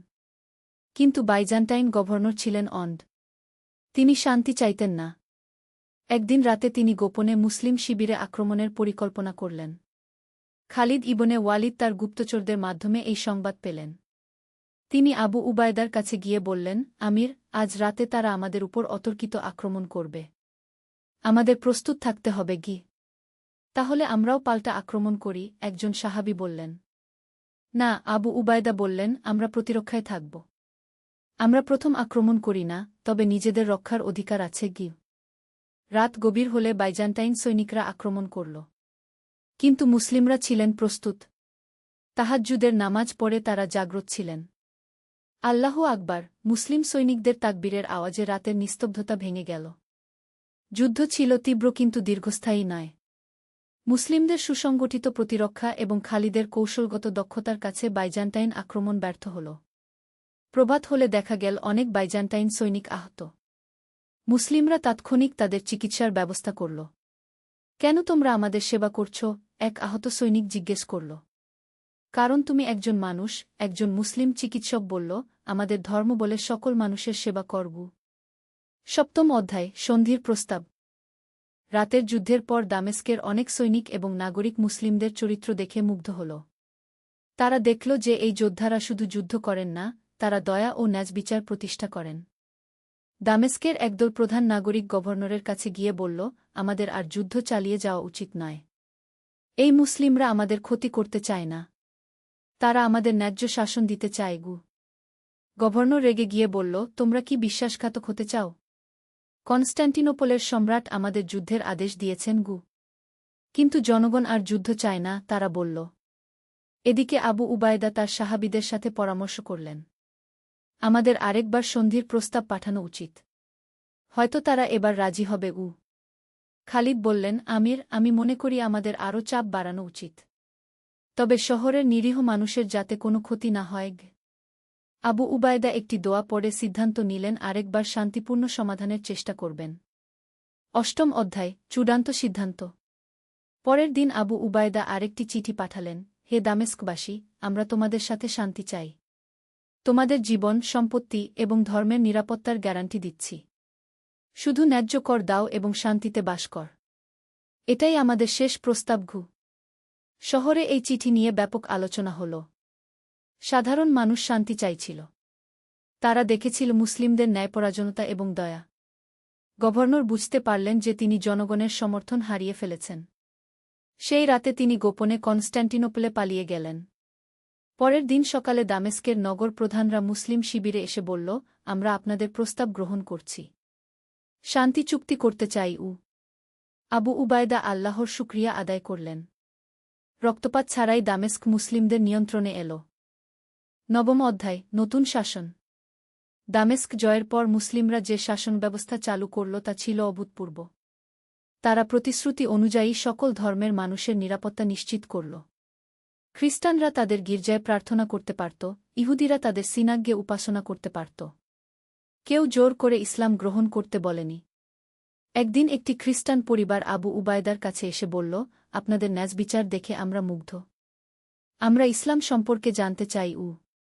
আবু উবায়দা তাদের সাথে দীর্ঘ আলোচনা করলেন ইসলামের মূলনীতি নিয়ে। তিনি বললেন, ইসলাম মানে শান্তি, এক আল্লাহর উপাসনা, সকল মানুষের সমানাধিকার, দরিদ্রদের সেবা, এগুলোই ইসলামের মূল কথা। সেই পরিবার এবং আরও অনেকে স্বেচ্ছায় ইসলাম গ্রহণ করল। তারা বুঝতে পারল যে এই ধর্ম তাদের মুক্তি দিচ্ছে। মুসলিম শাসনে দামেস্কের অর্থনৈতিক অবস্থার উন্নতি হল। দুর্নীতি কমে গেল, ন্যায়বিচার প্রতিষ্ঠিত হল এবং জনগণ শান্তিতে বাস করতে লাগল। দশম অধ্যায়, ইয়ারমুকের প্রান্তরে। কিন্তু বাইজান্টাইন সাম্রাজ্য হার মানতে রাজি ছিল না। সম্রাট হেরাক্লিয়াস একটি বিশাল বাহিনী পাঠালেন দামেস্ক পুনর্দখল করার জন্য। এই বাহিনী ছিল 1,00,000-এরও বেশি সৈনিকের। মুসলিম বাহিনী তখন মাত্র 30,000-এর মতো। সংখ্যার দিক থেকে তারা ছিল অনেক পিছিয়ে। খালিদ ইবনে ওয়ালিদ আবু উবায়দার কাছে বললেন, আমির, আমাদের উচিত ইয়ারমুকের প্রান্তরে তাদের মোকাবেলা করা। সেখানে আমরা কৌশলগত সুবিধা পাব। আবু উবায়দা সকল সেনাপতিদের সাথে পরামর্শ করে সিদ্ধান্ত নিলেন ইয়ারমুকে যাওয়ার। যাত্রার আগে মুসলিম বাহিনী বিশেষ নামাজ আদায় করল। তারা জানত এটি হবে একটি নির্ণায়ক যুদ্ধ। হে আল্লাহ, আবু উবায়দা দোয়া করলেন, আমরা লড়ছি আপনার দিনের জন্য, মানুষের মুক্তির জন্য। আমাদের সাহায্য করুন। একাদশ অধ্যায়, সিদ্ধান্তের যুদ্ধ। ইয়ারমুকের প্রান্তরে দুই বাহিনী মুখোমুখি হল। একদিকে বাইজান্টাইনদের বিশাল বাহিনী, অন্যদিকে মুসলিমদের ছোট কিন্তু দৃঢ়প্রতিজ্ঞ সৈন্যদল। যুদ্ধ শুরুর আগে আবু উবায়দা তার সৈনিকদের সামনে ভাষণ দিলেন, হে মুজাহিদগণ, আমরা সংখ্যায় কম কিন্তু আমাদের সাথে আছে আল্লাহর সাহায্য। আমরা লড়ছি সত্যের জন্য। জান্নাত আমাদের অপেক্ষা করছে। খালিদ ইবনে ওয়ালিদ তার বিখ্যাত চাঁদ কৌশল প্রয়োগ করার পরিকল্পনা করলেন। তিনি একদল অশ্বারোহী সৈনিক নিয়ে শত্রুদের পিছন দিক থেকে আক্রমণের প্রস্তুতি নিলেন। যুদ্ধ শুরু হল ফজরের পর। আল্লাহু আকবার, এই গগনবিদারী আওয়াজে ইয়ারমুকের প্রান্তর কেঁপে উঠল। প্রথম দিকে বাইজান্টাইনরা তাদের সংখ্যাধিক্যের সুবিধা নিয়ে এগিয়ে এল। কিন্তু মুসলিমরা ছিল অটল। তারা জানত এই যুদ্ধ শুধু একটি ভূখণ্ডের জন্য নয়, এটা সত্য ও মিথ্যার মধ্যে, ন্যায় ও অন্যায়ের মধ্যে। দুপুরের দিকে খালিদ তার গোপন পরিকল্পনা বাস্তবায়ন করলেন। তিনি তার অশ্বারোহী বাহিনী নিয়ে বাইজান্টাইনদের পেছন দিক দিয়ে আক্রমণ করলেন। এই অতর্কিত আক্রমণে শত্রুবাহিনী বিশৃঙ্খল হয়ে পড়ল। সাইফুল্লাহ, আল্লাহর তলোয়ার, মুসলিম সৈনিকরা খালিদের নাম ধরে চিৎকার করতে লাগল। দ্বাদশ অধ্যায়, বিজয়ের মুহূর্ত। ইয়ারমুকের যুদ্ধ 3 দিন স্থায়ী হল। তৃতীয় দিন সন্ধ্যার দিকে বাইজান্টাইন বাহিনী পরাজয় স্বীকার করে পিছু হটল। এই বিজয় ছিল ইসলামের ইতিহাসে এক মাইলফলক। যুদ্ধ শেষে আবু উবায়দা সিজদায় পড়ে গেলেন। আলহামদুলিল্লাহ, তিনি আল্লাহর শুকরিয়া আদায় করলেন। কিন্তু বিজয়ের মুহূর্তেও মুসলিমরা তাদের নীতি ভুলে যাননি। আহত শত্রুসৈনিকদের চিকিৎসা করা হল, বন্দীদের সাথে সদয় ব্যবহার করা হল। একজন বাইজান্টাইন জেনারেল খালিদের কাছে এসে বলল, তোমাদের মতো যোদ্ধা আমি কখনো দেখিনি। তোমরা জয়ী হয়েও দয়া দেখাও, এটা কেমন সম্ভব? খালিদ জবাব দিলেন, আমাদের ধর্ম আমাদের শেখায় বিজয়ী হয়েও বিনয়ী থাকতে। আমরা যুদ্ধ করি শান্তি প্রতিষ্ঠার জন্য, প্রতিশোধের জন্য নয়। সেই জেনারেল এবং আরও অনেকে সেদিন ইসলাম গ্রহণ করলেন। তারা বুঝতে পেরেছিলেন যে এই ধর্মেই তাদের আত্মিক শান্তি দিতে পারে। ত্রয়োদশ অধ্যায় শাসন ব্যবস্থার পরিবর্তন। ইয়ারমুকের বিজয়ের পর পুরো শাম অঞ্চল মুসলিমদের নিয়ন্ত্রণে এল। কিন্তু এই বিজয় এনেছিল নতুন দায়িত্ব। এখন তাদের শাসন করতে হবে লক্ষ লক্ষ মানুষকে, বিভিন্ন ধর্ম, ভাষা ও সংস্কৃতির। আবু উবায়দা একটি প্রশাসনিক কাউন্সিল গঠন করলেন। এতে ছিলেন মুসলিম সেনাপতিরা এবং স্থানীয় খ্রিস্টান ও ইহুদি নেতারাও। আমাদের লক্ষ্য, আবু উবায়দা বললেন, সকল মানুষের কল্যাণ। ধর্ম যাই হোক, সবাই সমান ন্যায়বিচার পাবে। নতুন শাসন ব্যবস্থায় যে পরিবর্তনগুলো এল: দুর্নীতি সম্পূর্ণভাবে বন্ধ, ন্যায্য কর ব্যবস্থা, সকল ধর্মের স্বাধীনতা, দরিদ্রদের জন্য বিশেষ সাহায্য, শিক্ষা ব্যবস্থার উন্নয়ন। একদিন এক খ্রিস্টান বৃদ্ধ আবু উবায়দার কাছে এসে বলল, আমি ৮০ বছর বয়সে এসে দেখলাম প্রকৃত ন্যায়বিচার কাকে বলে। বাইজান্টাইন শাসনে আমরা কখনো এমন শান্তি পাইনি। চতুর্দশ অধ্যায় সহাবস্থানের উদাহরণ। মুসলিম শাসনাধীন শামে একটি অসাধারণ সভ্যতার বিকাশ ঘটল। এখানে মুসলিম, খ্রিস্টান, ইহুদি সবাই মিলেমিশে বাস করতে লাগল। দামেস্কে একটি বাজারে দেখা যেত মুসলিম, খ্রিস্টান এবং ইহুদি ব্যবসায়ীরা একসাথে ব্যবসা করছেন। কেউ কারো ধর্ম নিয়ে বিতর্ক করতেন না, সবাই নিজ নিজ বিশ্বাস পালন করতেন। একদিন শুক্রবার জুমার নামাজের সময় দেখা গেল একটি অভূতপূর্ব দৃশ্য। মসজিদের পাশের খ্রিস্টান গির্জায় আগুন লেগে গেছে। মুসলিমরা তৎক্ষণাৎ নামাজ ছেড়ে আগুন নেভাতে সাহায্য করল। কেন তোমরা নামাজ ছেড়ে এলে? একজন খ্রিস্টান জিজ্ঞেস করল। কারণ, একজন মুসলিম বলল, মানুষের সেবা আল্লাহর ইবাদতের অংশ। তোমাদের উপাসনালয় রক্ষা করাও আমাদের দায়িত্ব। এই ঘটনার পর অনেক খ্রিস্টান পরিবার ইসলাম সম্পর্কে আগ্রহী হয়ে উঠল। পঞ্চদশ অধ্যায় শিক্ষা ও জ্ঞানের বিস্তার। মুসলিম শাসনে শামে শিক্ষা ব্যবস্থার অভূতপূর্ব উন্নতি হল। খালিদ ইবনে ওয়ালিদ শুধু একজন যোদ্ধা ছিলেন না, তিনি ছিলেন জ্ঞানপ্রেমিকও। তিনি দামেস্কে একটি শিক্ষা কেন্দ্র প্রতিষ্ঠা করলেন। এই কেন্দ্রে শেখানো হতো কুরআন ও হাদিস, আরবি ভাষা ও সাহিত্য, গণিত ও জ্যোতির্বিদ্যা, চিকিৎসাবিদ্যা, দর্শন ও নীতিশাস্ত্র। মজার বিষয় হল, এই শিক্ষা কেন্দ্রে শুধু মুসলিমরাই নয়, খ্রিস্টান এবং ইহুদি ছাত্ররাও পড়াশোনা করত। জ্ঞানের ক্ষেত্রে কোনো ধর্মীয় বাধা ছিল না। একদিন এক ইহুদি পণ্ডিত খালিদের কাছে এসে বললেন, আপনাদের এই জ্ঞানপ্রেম আমাকে অভিভূত করেছে। ইসলাম সত্যিই জ্ঞানের ধর্ম? খালিদ বললেন, আমাদের রাসূল শাহ বলেছেন, জ্ঞান অর্জন করা প্রতিটি মুসলিমের উপর ফরজ। আমরা সবার কাছ থেকে জ্ঞান নিতে চাই এবং সবাইকে জ্ঞান দিতে চাই। ষোড়শ অধ্যায় চূড়ান্ত পরীক্ষা। কিছু বছর পর আবার একটি বড় চ্যালেঞ্জ এল। পার্শ্ব থেকে একটি বিদ্রোহী গোষ্ঠী শামে আক্রমণ করার হুমকি দিল। তারা দাবি করল যে তারাই প্রকৃত ইসলাম প্রতিষ্ঠা করবে। এই গোষ্ঠীর নেতা ছিল মুসাজলামা নামক একজন মিথ্যা নবী দাবিদার। তার অনুসারীরা শামের মুসলিমদের বিরুদ্ধে প্রচারণা চালাচ্ছিল। আবু উবায়দা এই সংকটে খুবই চিন্তিত হলেন। তিনি খালিদের সাথে পরামর্শ করলেন। এটি আরও কঠিন চ্যালেঞ্জ, খালিদ বললেন, কারণ এরা মুসলিম নাম দিয়ে ইসলামের বিরুদ্ধে লড়ছে। আমাদের খুব সাবধানে এগোতে হবে। আবু উবায়দা সিদ্ধান্ত নিলেন প্রথমে শান্তিপূর্ণ সমাধানের চেষ্টা করবেন। তিনি মুসায়লামার কাছে একটি দূত পাঠালেন। দূত ফিরে এসে জানাল যে মুসায়লামা কোনো সমঝোতায় রাজি নয়।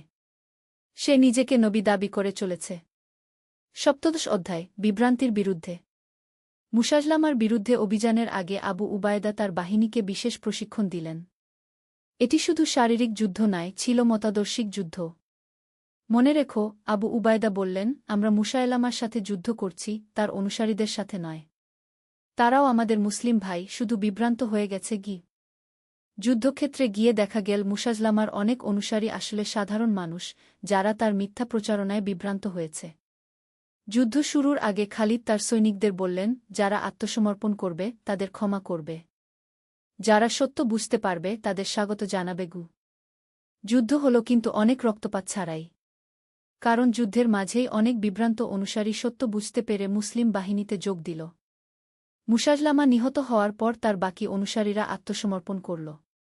আবু উবায়দা তাদের সবাইকে ক্ষমা করে দিলেন এবং তাদের আবার প্রকৃত ইসলামের শিক্ষা দিলেন। অষ্টাদশ অধ্যায় উত্তরাধিকার। বছরগুলো কেটে গেল। শামে ইসলামী শাসন দৃঢ়মূল হল। খালিদ ইবনে ওয়ালিদ বৃদ্ধ হয়ে গেলেন, কিন্তু তার সাহস ও ঈমান ছিল অটুট।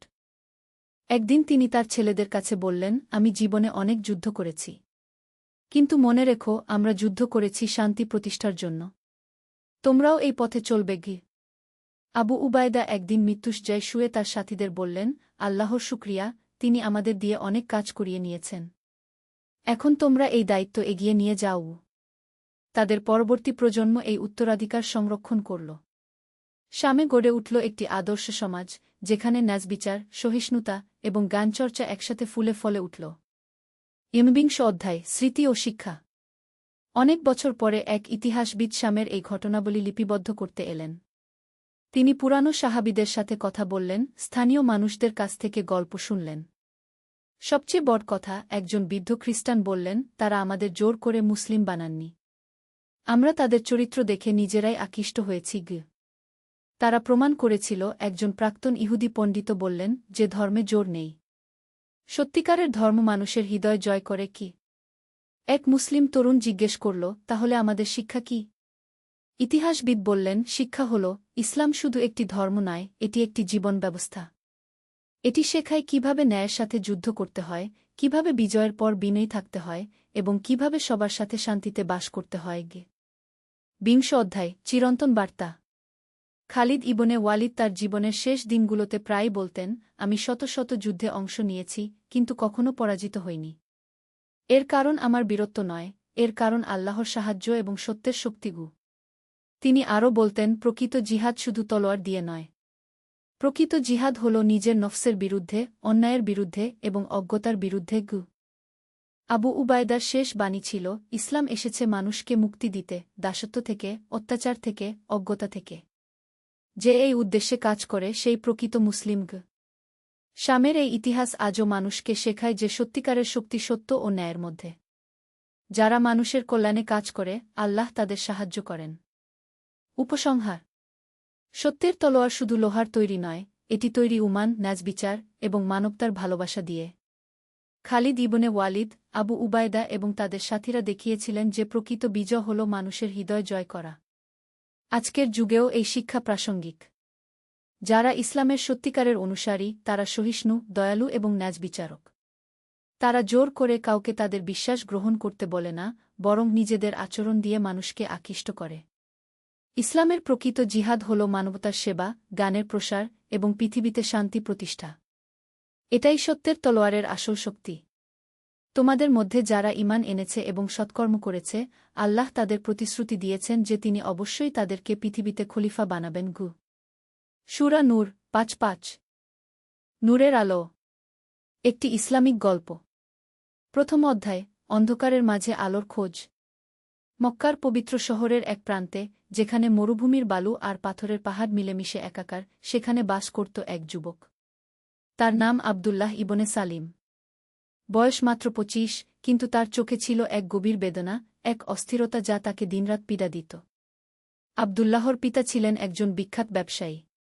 তার কাছে ছিল অঢেল সম্পদ, উটখোড়ার বিশাল কাফেলা আর মানুষের অশেষ সম্মান। কিন্তু আবদুল্লাহর মন কখনো এসব পার্থিব জিনিসে আটকে থাকেনি। ছোটবেলা থেকেই সে ছিল অন্যরকম। যখন অন্য ছেলেরা খেলাধুলায় মত্ত থাকত, আবদুল্লাহ তখন বসে থাকত একা, আকাশের দিকে তাকিয়ে, অসংখ্য প্রশ্ন নিয়ে। আব্বা, একদিন সে তার বাবাকে জিজ্ঞেস করেছিল, এই জীবনের মানে কি? আমরা জন্মাই, বড় হই, টাকা পয়সা কামাই, তারপর মরে যাই। এর মধ্যে আসল সত্যটা কোথায়? বাবা হেসে উড়িয়ে দিয়েছিলেন, বেটা, তুমি অনেক চিন্তা করো। জীবনটা উপভোগ করো। আল্লাহ আমাদের সবকিছু দিয়েছেন, কি আর চাই? কিন্তু আবদুল্লাহর মন শান্ত হয়নি। বছরের পর বছর কেটে গেছে এভাবেই। সে বিভিন্ন পণ্ডিতের কাছে গেছে, বিভিন্ন ধর্মগ্রন্থ পড়েছে, কিন্তু কোথাও খুঁজে পায়নি সেই চূড়ান্ত সত্য যার জন্য তার আত্মা আকুল হয়ে থাকে। একদিন সন্ধ্যার সময় আবদুল্লাহ হেঁটে চলেছিল মক্কার বিখ্যাত বাজারের পাশ দিয়ে। হঠাৎ তার কানে এল এক অদ্ভুত আওয়াজ। কেউ যেন খুব মধুর গলায় কি পাঠ করছে। আওয়াজটা এত সুন্দর, এত হৃদয়স্পর্শী যে আবদুল্লাহর পা এমনিতেই সেদিকে চলে গেল। একটা ছোট্ট ঘরের সামনে দাঁড়িয়ে দেখল, ভিতরে একজন বৃদ্ধ লোক বসে আছেন। তার চেহারায় এক অলৌকিক নূর। তিনি খুব মনোযোগ দিয়ে কিছু পাঠ করছেন। আবদুল্লাহ কাছে গিয়ে দাঁড়াল। বৃদ্ধ লোকটি তাকিয়ে দেখলেন। তার চোখে ছিল এক গভীর প্রজ্ঞা, এক অসীম দয়া। আসুন বেটা, তিনি হাসি মুখে বললেন, বসুন।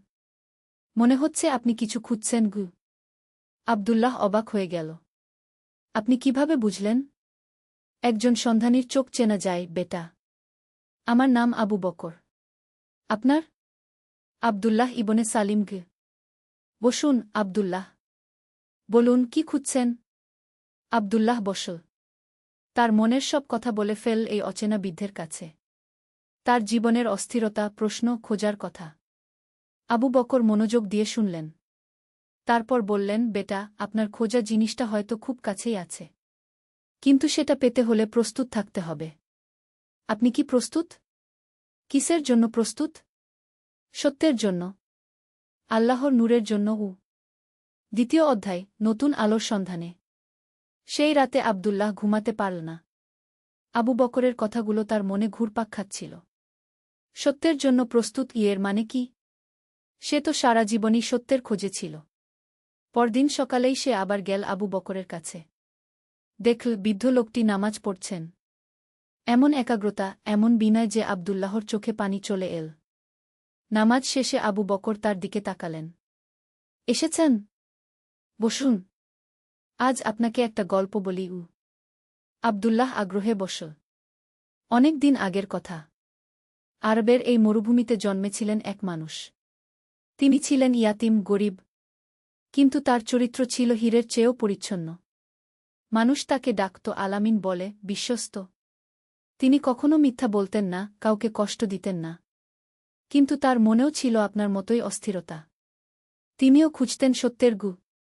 তারপর? আব্দুল্লাহ জিজ্ঞেস করল। তারপর একদিন হেরা গুহায় ধ্যানে বসে থাকার সময় তার কাছে এল ফেরেশতা জিবরাইল আলাইহিসসালাম। তিনি বললেন, পড়ুন। আর সেই মুহূর্ত থেকেই শুরু হল নতুন যুগ। সেই মানুষটিই হলেন আমাদের প্রিয় নবী হযরত মুহাম্মদ সাল্লাল্লাহু আলাইহি ওয়াসাল্লাম। আব্দুল্লাহর বুক ধক করে উঠল। আপনি কি বলতে চাইছেন গি? হ্যাঁ বেটা। আপনার খোঁজা সত্য হল ইসলাম, আল্লাহর একত্ব আর মুহাম্মদ সাল্লাল্লাহু আলাইহি ওয়াসাল্লাম এর রিসালাত গু। কিন্তু আমি তো মুসলমানি। আমার নাম আব্দুল্লাহ। আবু বকর মৃদু হেসে বললেন, নাম মুসলমানের হলেই মুসলমান হওয়া যায় না বেটা। মুসলমান হতে হয় মন দিয়ে, প্রাণ দিয়ে, আল্লাহর কাছে পূর্ণ আত্মসমর্পণ করে। আপনি কি সেটা করেছেন? এই প্রশ্নটা আব্দুল্লাহর মনে বজ্রপাতের মতো আঘাত করল। সত্যিই তো। সে শুধু নাম কালেমা পড়ে মুসলমান হয়েই সন্তুষ্ট ছিল, কিন্তু আসলে কখনো মন দিয়ে ভাবেনি আল্লাহ কি চান তার কাছে। আমি কিভাবে জানব আল্লাহ আমার কাছে কি চান? কুরআন পড়ুন বেটা। হাদিস পড়ুন। রাসূল শাহ এর জীবনী পড়ুন। সবকিছুর উত্তর ওখানেই আছে গি। সেদিন থেকে আব্দুল্লাহর জীবনে শুরু হল নতুন অধ্যায়। প্রতিদিন সে আসত আবু বকরের কাছে। কুরআনের আয়াত শিখত, হাদিস শুনত, আর রাসূল শাহ এর জীবনী নিয়ে আলোচনা করত। তৃতীয় অধ্যায়, পরিবর্তনের বাতাস।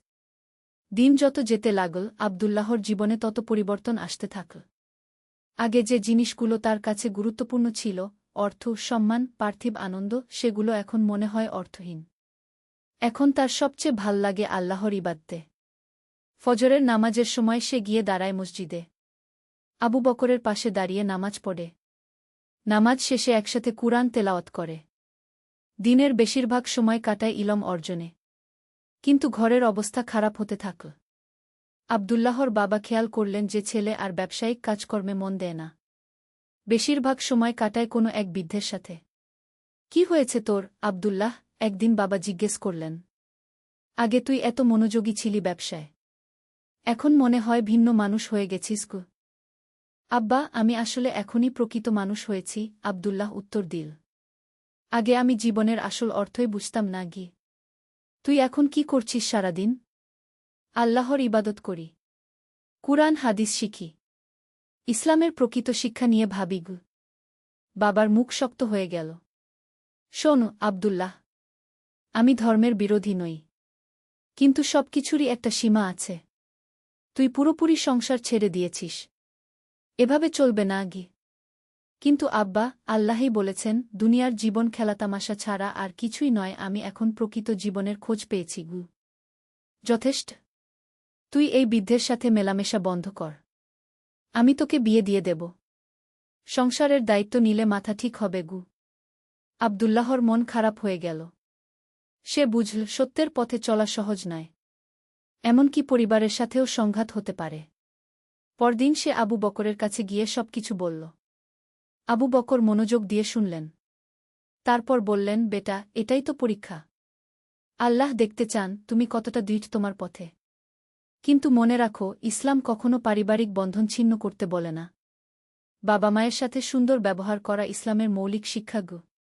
তাহলে আমি কি করব? তুমি তোমার বাবার সাথে ধৈর্য ধরো। তার কথা শোনো, কিন্তু আল্লাহর পথ ছেড়ে দিও না। আস্তে আস্তে তাকে বুঝিয়ে বলার চেষ্টা করো। আর তোমার চরিত্রের মাধ্যমে ইসলামের সৌন্দর্য দেখাও। চতুর্থ অধ্যায়, চরিত্রের বিপ্লব। আব্দুল্লাহ আবু বকরের উপদেশ মেনে চলার সিদ্ধান্ত নিল। সে আগের মতোই বাবার ব্যবসায় সহায়তা করতে লাগল, কিন্তু সাথে সাথে ইসলামিক শিক্ষা অর্জনও চালিয়ে যেতে থাকল। কিন্তু এখন তার ব্যবসায়িক আচরণ সম্পূর্ণ বদলে গেছে। আগে যেখানে সে খদ্দেরদের সাথে কেবল লাভের হিসাব করত, এখন সেখানে দেখাতে লাগল ইসলামিক নৈতিকতা। কখনো মিথ্যা বলত না, কখনো বেশি দাম চাইত না। গরিব খদ্দেরদের কম দামে জিনিস বিক্রি করত। একদিন এক বৃদ্ধা এসে কিছু খাবার কিনতে চাইল। তার কাছে পর্যাপ্ত টাকা ছিল না। আব্দুল্লাহ বিনা পয়সায় তাকে খাবার দিয়ে দিল। বেটা, বৃদ্ধা কৃতজ্ঞতার সাথে বলল, আল্লাহ তোমার মঙ্গল করুন। আজকাল কম লোকেই আছে এমন। এই ঘটনা দেখল অনেকে। মানুষ লক্ষ্য করতে শুরু করল আব্দুল্লাহর পরিবর্তন। তার ব্যবহারে যে মধুরতা, দয়া আর সততা, সেটা সবাইকে মুগ্ধ করত। আব্দুল্লাহর বাবাও খেয়াল করলেন। একদিন তিনি বললেন, আব্দুল্লাহ, তুই বদলে গেছিস। এই পরিবর্তনটা ভালো। আব্বা, এটা ইসলামের শিক্ষার ফল। যে বৃদ্ধের কাছে আমি যাই তিনি আমাকে রাসূল শাহ এর আদর্শ শেখান গো। বাবা চিন্তায় পড়লেন। তাহলে সেই বৃদ্ধটা ভালো মানুষই বটে কি? একদিন আব্দুল্লাহর বাবা নিজেই চাইলেন আবু বকরের সাথে দেখা করতে। আব্দুল্লাহ খুব খুশি হয়ে বাবাকে নিয়ে গেল। আবু বকর অত্যন্ত সম্মানের সাথে তার বাবাকে অভ্যর্থনা জানালেন। আহলান ওয়া সাহলান। আপনার ছেলে খুব ভালো একটা ছেলে। আল্লাহ তাকে হেদায়েত দিয়েছেন গু। আব্দুল্লাহর বাবা বললেন, আপনি ঠিক কি শেখান ওকে? আমি শেখাই কুরআন আর হাদিস। রাসূল শাহ কিভাবে জীবন যাপন করতেন, কি করে একজন মানুষ আল্লাহর প্রিয় বান্দা হতে পারে গি। আব্দুল্লাহর মধ্যে সত্যিই অনেক পরিবর্তন এসেছে। সে এখন অনেক ভালো মানুষ গো। এটাই তো ইসলামের মূল কথা, মানুষকে ভালো মানুষ বানানো গে। সেদিন বাবা অনেকক্ষণ আবু বকরের সাথে কথা বললেন। আবু বকর তাকে ইসলামের বিভিন্ন দিক নিয়ে বুঝিয়ে বললেন। কিভাবে ইসলাম শুধু নামাজ রোজা নয়, বরং জীবনের প্রতিটি ক্ষেত্রে একটি পূর্ণাঙ্গ জীবন ব্যবস্থা। পঞ্চম অধ্যায়, বিপদের মুখে ধৈর্য। সময় চলে গেল। আব্দুল্লাহ ইসলামিক গানে এগিয়ে যেতে লাগল। সে এখন নিজেই অন্যদের ইসলাম সম্পর্কে বলতে পারত। তার চারপাশে কিছু তরুণ জড়ো হতে থাকল যারা তার কাছে দ্বীনের কথা শুনত। কিন্তু সবকিছু যখন ভাল চলছিল, তখনই এল এক বিপদ। মক্কার কিছু প্রভাবশালী লোক আবু বকর আর আব্দুল্লাহদের কার্যকলাপ পছন্দ করল না। তারা মনে করল এরা নাকি মানুষদের মগজধোলাই করছে। একদিন কয়েকজন লোক এসে হামলা করল আবু বকরের ঘরে। তারা আবু বকরকে মারধর করল আর তার বইপত্র নষ্ট করে দিল। আব্দুল্লাহ খবর পেয়ে দৌড়ে গেল। দেখল আবু বকর রক্তাক্ত অবস্থায় মেঝেতে পড়ে আছেন। উস্তাদ, আব্দুল্লাহ কেঁদে ফেল। আপনার এই অবস্থা কেন? আবু বকর কষ্ট করে হাসলেন। এটাও তো পরীক্ষা বেটা। আল্লাহর পথে চলতে গেলে এমন হয় গে। কিন্তু কেন? আমরা তো কোনো খারাপ কাজ করিনি গি। খারাপ মানুষরা ভালো কাজও সহ্য করতে পারে না বেটা। তারা চায় সবাই তাদের মতো খারাপ থাকুক গো। আব্দুল্লাহ আবু বকরকে ডাক্তারের কাছে নিয়ে গেল। চিকিৎসা করাল। কিন্তু আবু বকরের শরীর খুব দুর্বল হয়ে পড়েছিল। উস্তাদ, আমরা এখন কি করব? সবর করব বেটা। ধৈর্য ধরব। আল্লাহ আমাদের পরীক্ষা নিচ্ছেন গু। কয়েকদিন পর আবু বকর আব্দুল্লাহকে ডেকে বললেন, বেটা, আমার সময় শেষ হয়ে আসছে। আমি তোমাকে কিছু কথা বলে রাখতে চাই। কি বলছেন উস্তাদ? আপনি ভালো হয়ে যাবেন। প্রত্যেকটা মানুষকে একদিন আল্লাহর কাছে ফিরে যেতে হয়। আমার সময় হয়েছে। কিন্তু তুমি যে কাজ শুরু করেছ সেটা চালিয়ে যেও। মানুষকে ইসলামের প্রকৃত শিক্ষা দাও। রাসূল শাহ এর আদর্শ ছড়িয়ে দাও। আব্দুল্লাহর চোখে পানি এসে গেল। আর একটা কথা, আবু বকর চালিয়ে গেলেন, যতই বিপদ আসুক, আল্লাহর উপর ভরসা রেখো। তিনি কখনো তার সৎ বান্দাদের একা ছেড়ে দেন না। ষষ্ঠ অধ্যায়, নতুন দায়িত্ব। আবু বকর মৃত্যুবরণ করলেন। আব্দুল্লাহ যেন অনাথ হয়ে গেল। তার প্রিয় উস্তাদ, যিনি তাকে ইসলামের আলোর পথ দেখিয়েছিলেন, তিনি আর নেই। জানাজার দিন অনেক মানুষ এসেছিল। আবু বকর বহু মানুষের কাছে প্রিয় ছিলেন। তার মৃত্যুতে সবাই কাঁদছিল। জানাজার পর একজন বয়স্ক লোক আব্দুল্লাহর কাছে এলেন। ভাই, আবু বকর সাহেব মৃত্যুর আগে বলে গেছেন, তুমি তার কাজ চালিয়ে নেবে। এখানে যারা ইলম শিখত, তাদের আর কোথায় যেতে হবে?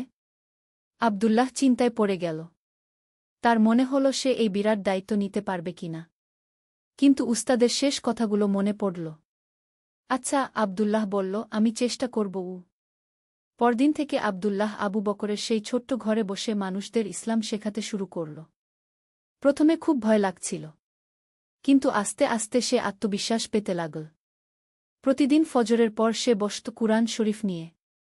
একটু একটু করে আয়াতের অর্থ বুঝিয়ে দিত। হাদিসের গল্প বলত। রাসূল শাহ এর জীবনী থেকে শিক্ষামূলক ঘটনা বর্ণনা করত। সপ্তম অধ্যায়, প্রথম শিষ্য। আব্দুল্লাহর শিক্ষা দেওয়ার পদ্ধতি ছিল খুব সহজ। সে কখনো কঠিন আরবি শব্দ ব্যবহার করত না। সাধারণ ভাষায় উদাহরণ দিয়ে বুঝিয়ে দিত। একদিন এক তরুণ ছেলে এল। তার নাম উমর ইবনে খত্তাব। সে ছিল খুবই উগ্র মেজাজের। রাগে গেলে কারো কথা শুনত না।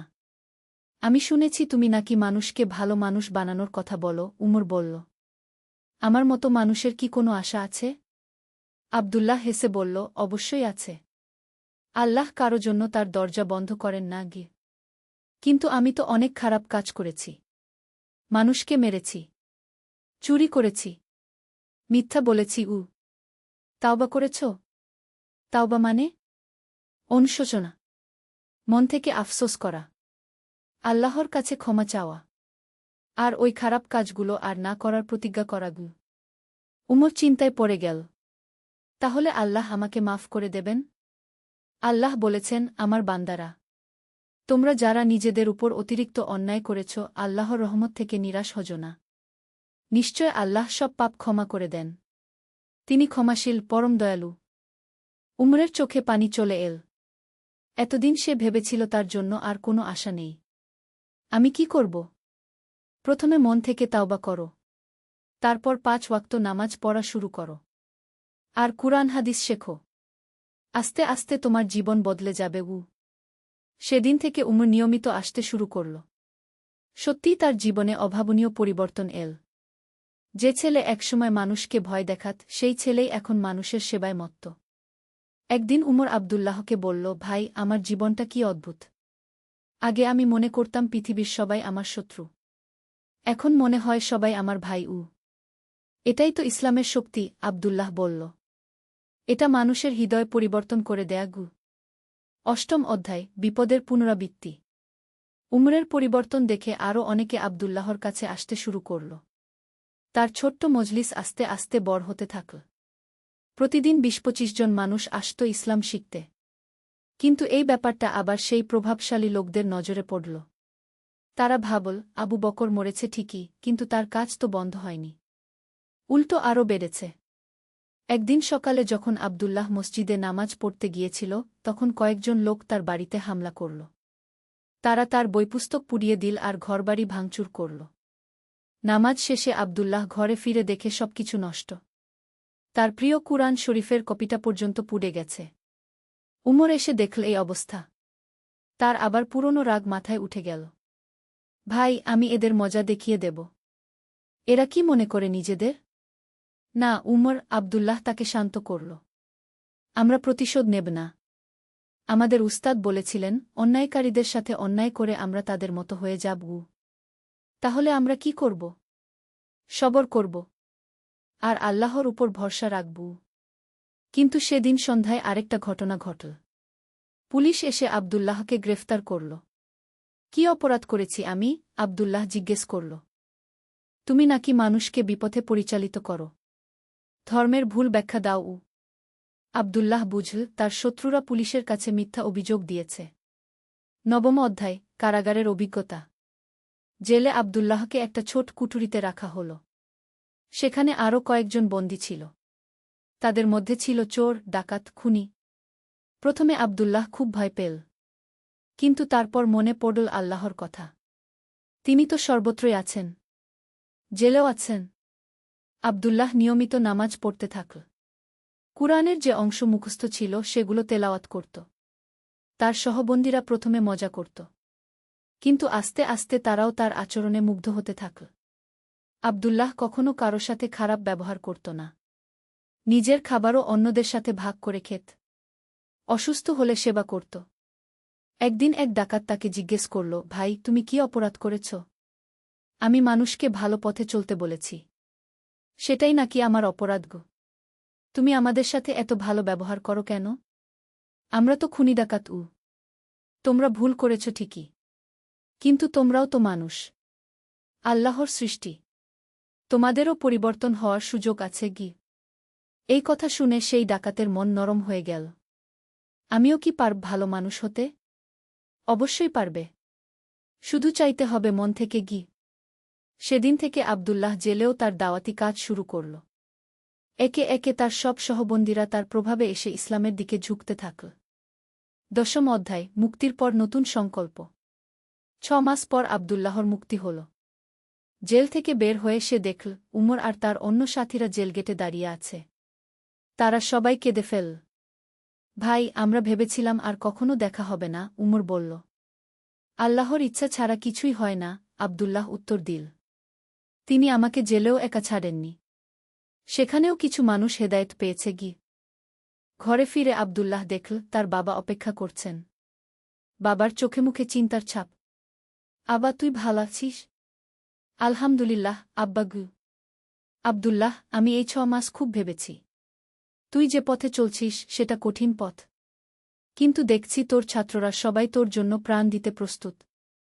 নিশ্চয় তুই ভালো কিছু করছিস গু। আব্দুল্লাহর খুশিতে বুক ভরে গেল। আব্বা, আপনিও যদি আমাদের সাথে ইসলাম শেখেন গু। ঠিক আছে, আমিও তোর ক্লাসে যাব। এর চেয়ে খুশির আর কি হতে পারে? আব্দুল্লাহ মনে মনে আল্লাহর শুকরিয়া আদায় করল। একাদশ অধ্যায়, বিপদ থেকে শিক্ষা। জেল থেকে ফিরে আব্দুল্লাহ আরও দৃঢ়ভাবে তার দাওয়াতি কাজ শুরু করল। কিন্তু এবার সে আরও সতর্ক। সে বুঝেছিল যে শত্রুরা সব সময় তাক করে বসে আছে। এবার সে আর কোনো নির্দিষ্ট জায়গায় বসে পড়াশোনা করত না। কখনো মসজিদে, কখনো কারো ঘরে, কখনো বাগানে। আর সবসময় ছোট ছোট গ্রুপে ভাগ করে পড়াত। উমর একদিন বলল, ভাই, এভাবে লুকিয়ে লুকিয়ে কতদিন? উমর, আমরা আল্লাহর দ্বীনের কাজ করছি। এটা গোপন করার মতো কোনো লজ্জার বিষয় নয়। কিন্তু আমাদের সতর্ক থাকতে হবে। রাসূল শাহ এর সময়েও মুসলমানদের প্রথমে লুকিয়ে দাওয়াত করতে হয়েছিল গু। ঠিক বলেছেন গু। আব্দুল্লাহ এবার একটা নতুন পদ্ধতি চালু করল। সে তার শিক্ষার্থীদের বলল, তোমরা শুধু এখানে এসে শুনেই সন্তুষ্ট থেকো না। যে কথাগুলো শিখলে সেগুলো তোমাদের পরিবারে, বন্ধুদের মধ্যে, কর্মক্ষেত্রে ছড়িয়ে দাও। সবার সাথে ভালো ব্যবহার করো। তোমাদের চরিত্রের মাধ্যমে ইসলামের সৌন্দর্য তুলে ধরো গো। এই পদ্ধতি খুব কাজে দিল। আস্তে আস্তে পুরো শহরে ইসলামের সুগন্ধ ছড়িয়ে পড়তে থাকল। মানুষ নিজে থেকেই ইসলামের দিকে আকর্ষিত হতে থাকল। দ্বাদশ অধ্যায়, হৃদয় পরিবর্তনের ক্ষমতা। একদিন খুব মজার একটা ঘটনা ঘটল। আব্দুল্লাহ বাজারে গিয়েছিল কেনাকাটার জন্য। হঠাৎ দেখে একজন লোক চিৎকার করছে, চোর, চোর, আমার পার্স চুরি গেছে। আব্দুল্লাহ দেখল একটা ছেলে দৌড়ে পালিয়ে যাচ্ছে। সে সেই ছেলেটাকে দেখেছে আগে। এক দুঃখী পরিবারের সন্তান। আব্দুল্লাহ দৌড়ে সেই ছেলেটার পিছনে গেল। একটা নির্জন জায়গায় তাকে ধরে ফেল। পার্সটা দাও, আব্দুল্লাহ বলল। ছেলেটা ভয়ে কাঁপছিল। আমি চুরি করিনি গিয়ে। মিথ্যা বলার দরকার নেই। তুমি মুসা, তাই না? তোমার বাবা অসুস্থ, মা কাজ করে, পরিবারে খাবারের অভাব। মুসা অবাক হয়ে গেল। আপনি কিভাবে জানেন? আমি অনেক কিছুই জানি। এখন বলো, কেন চুরি করলে? মুসার চোখে পানি এল। ভাইয়া, আমাদের ঘরে 3 দিন ধরে খাবার নেই। বাবার ওষুধ কেনার টাকা নেই। মা কাঁদতে কাঁদতে অসুস্থ হয়ে পড়েছে। আমি কি করব?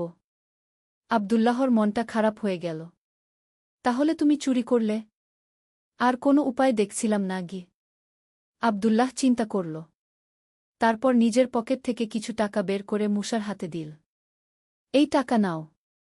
তোমার বাবার ওষুধ কিনো। মায়ের জন্য খাবার কিনো।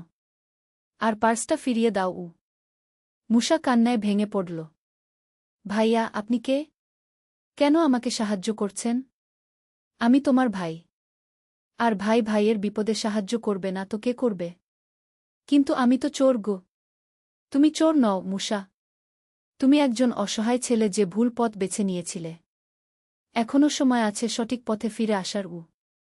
সেদিন থেকে মুসা আব্দুল্লাহর কাছে আসতে শুরু করল। আর কখনো চুরি করেনি। বরং একটা ছোট কাজ জোগাড় করে পরিবারের ভরণ পোষণ করতে থাকল। ত্রয়োদশ অধ্যায়, বিপদের নতুন মাত্রা। আব্দুল্লাহর প্রভাব যতই বাড়তে থাকল, তার শত্রুদের হিংসাও তত বাড়তে থাকল। এবার তারা নতুন কৌশল অবলম্বন করল। তারা মক্কার গভর্নরের কাছে গিয়ে বলল, আব্দুল্লাহ নামে এক যুবক সরকারের বিরুদ্ধে মানুষকে উস্কানি দিচ্ছে। সে বলে বেড়ায় সরকারি আইনকানুন মানতে হবে না, শুধু আল্লাহর আইন মানলেই চলবে। গভর্নর চিন্তায় পড়লেন। এ তো গুরুতর অভিযোগ। সরকার বিরোধী কার্যকলাপ কোনোভাবেই সহ্য করা যায় না। তিনি আব্দুল্লাহকে ডেকে পাঠালেন। আব্দুল্লাহ গেল গভর্নরের কাছে। গভর্নর ছিলেন একজন ন্যায়পরায়ণ মানুষ। তিনি প্রথমেই আব্দুল্লাহর কথা শুনতে চাইলেন। তোমার বিরুদ্ধে অভিযোগ আছে যে তুমি সরকারের বিরুদ্ধে মানুষকে উস্কানি দাও। এ ব্যাপারে তোমার বক্তব্য কি? হুজুর, আব্দুল্লাহ বলল, আমি কখনো সরকারের বিরুদ্ধে কথা বলিনি। আমি মানুষকে শেখাই সততা, ন্যায়পরায়ণতা, দয়ামায়া। আমি বলি সবার সাথে ভালো ব্যবহার করতে। এমনকি সরকারের সাথেও। তাহলে এই অভিযোগ কেন? হুজুর, আমার কিছু শত্রু আছে। তারা আমার কাজ পছন্দ করে না। তাই মিথ্যা অভিযোগ দিয়েছে। গভর্নর বুদ্ধিমান মানুষ ছিলেন। তিনি আব্দুল্লাহর কথায় সত্যতার ছোঁয়া পেলেন। তুমি আসলে কি শেখাও? আমি মানুষকে শেখাই কিভাবে একজন ভালো মানুষ হওয়া যায়, কিভাবে আল্লাহকে খুশি করা যায়, আর রাসূল শাহ এর আদর্শ অনুসরণ করা যায়। এটা তো ভালো কাজ। এতে সরকার বিরোধিতা কোথায়? কোথাও নেই হুজুর। আমি বরং বলি, ন্যায়পরায়ণ সরকারকে সাহায্য করা প্রত্যেক মুসলমানের দায়িত্ব। গভর্নর সন্তুষ্ট হলেন। তিনি আব্দুল্লাহকে মুক্তি দিয়ে দিলেন। আর যারা মিথ্যা অভিযোগ দিয়েছিল তাদের সতর্ক করে দিলেন। চতুর্দশ অধ্যায়, বিয়ে এবং নতুন জীবন। আব্দুল্লাহর বয়স এখন 30। তার বাবা তাকে বিয়ে দিতে চান। বেটা, এখন তোর বিয়ের সময় হয়েছে। আমি একটা ভালো পরিবারে তোর জন্য পাত্রী খুঁজেছি। আব্দুল্লাহ জানত বিয়ে সুন্নত, রাসূল শাহ এর আদর্শ। তিনি বাবার কথায় রাজি হয়ে গেলেন। মেয়েটির নাম আয়েশা। সে ছিল খুব ভালো পরিবারের মেয়ে, ধর্মকর্মে মনোযোগী। আব্দুল্লাহর সাথে বিয়ের পর সে আরও বেশি দিনের পথে এগিয়ে গেল। আপনি যে কাজ করেন সেটা খুব সুন্দর কাজ, আয়েশা তার স্বামীকে বলল। আমিও কি কিছু করতে পারি? অবশ্যই। তুমি মহিলাদের ইসলাম শেখাতে পারো। অনেক মহিলা আছে যারা দ্বীনের কথা জানতে আগ্রহী কিন্তু পুরুষদের কাছ থেকে শিখতে সংকোচ বোধ করে। কি? এভাবে আয়েশাও শুরু করল মহিলাদ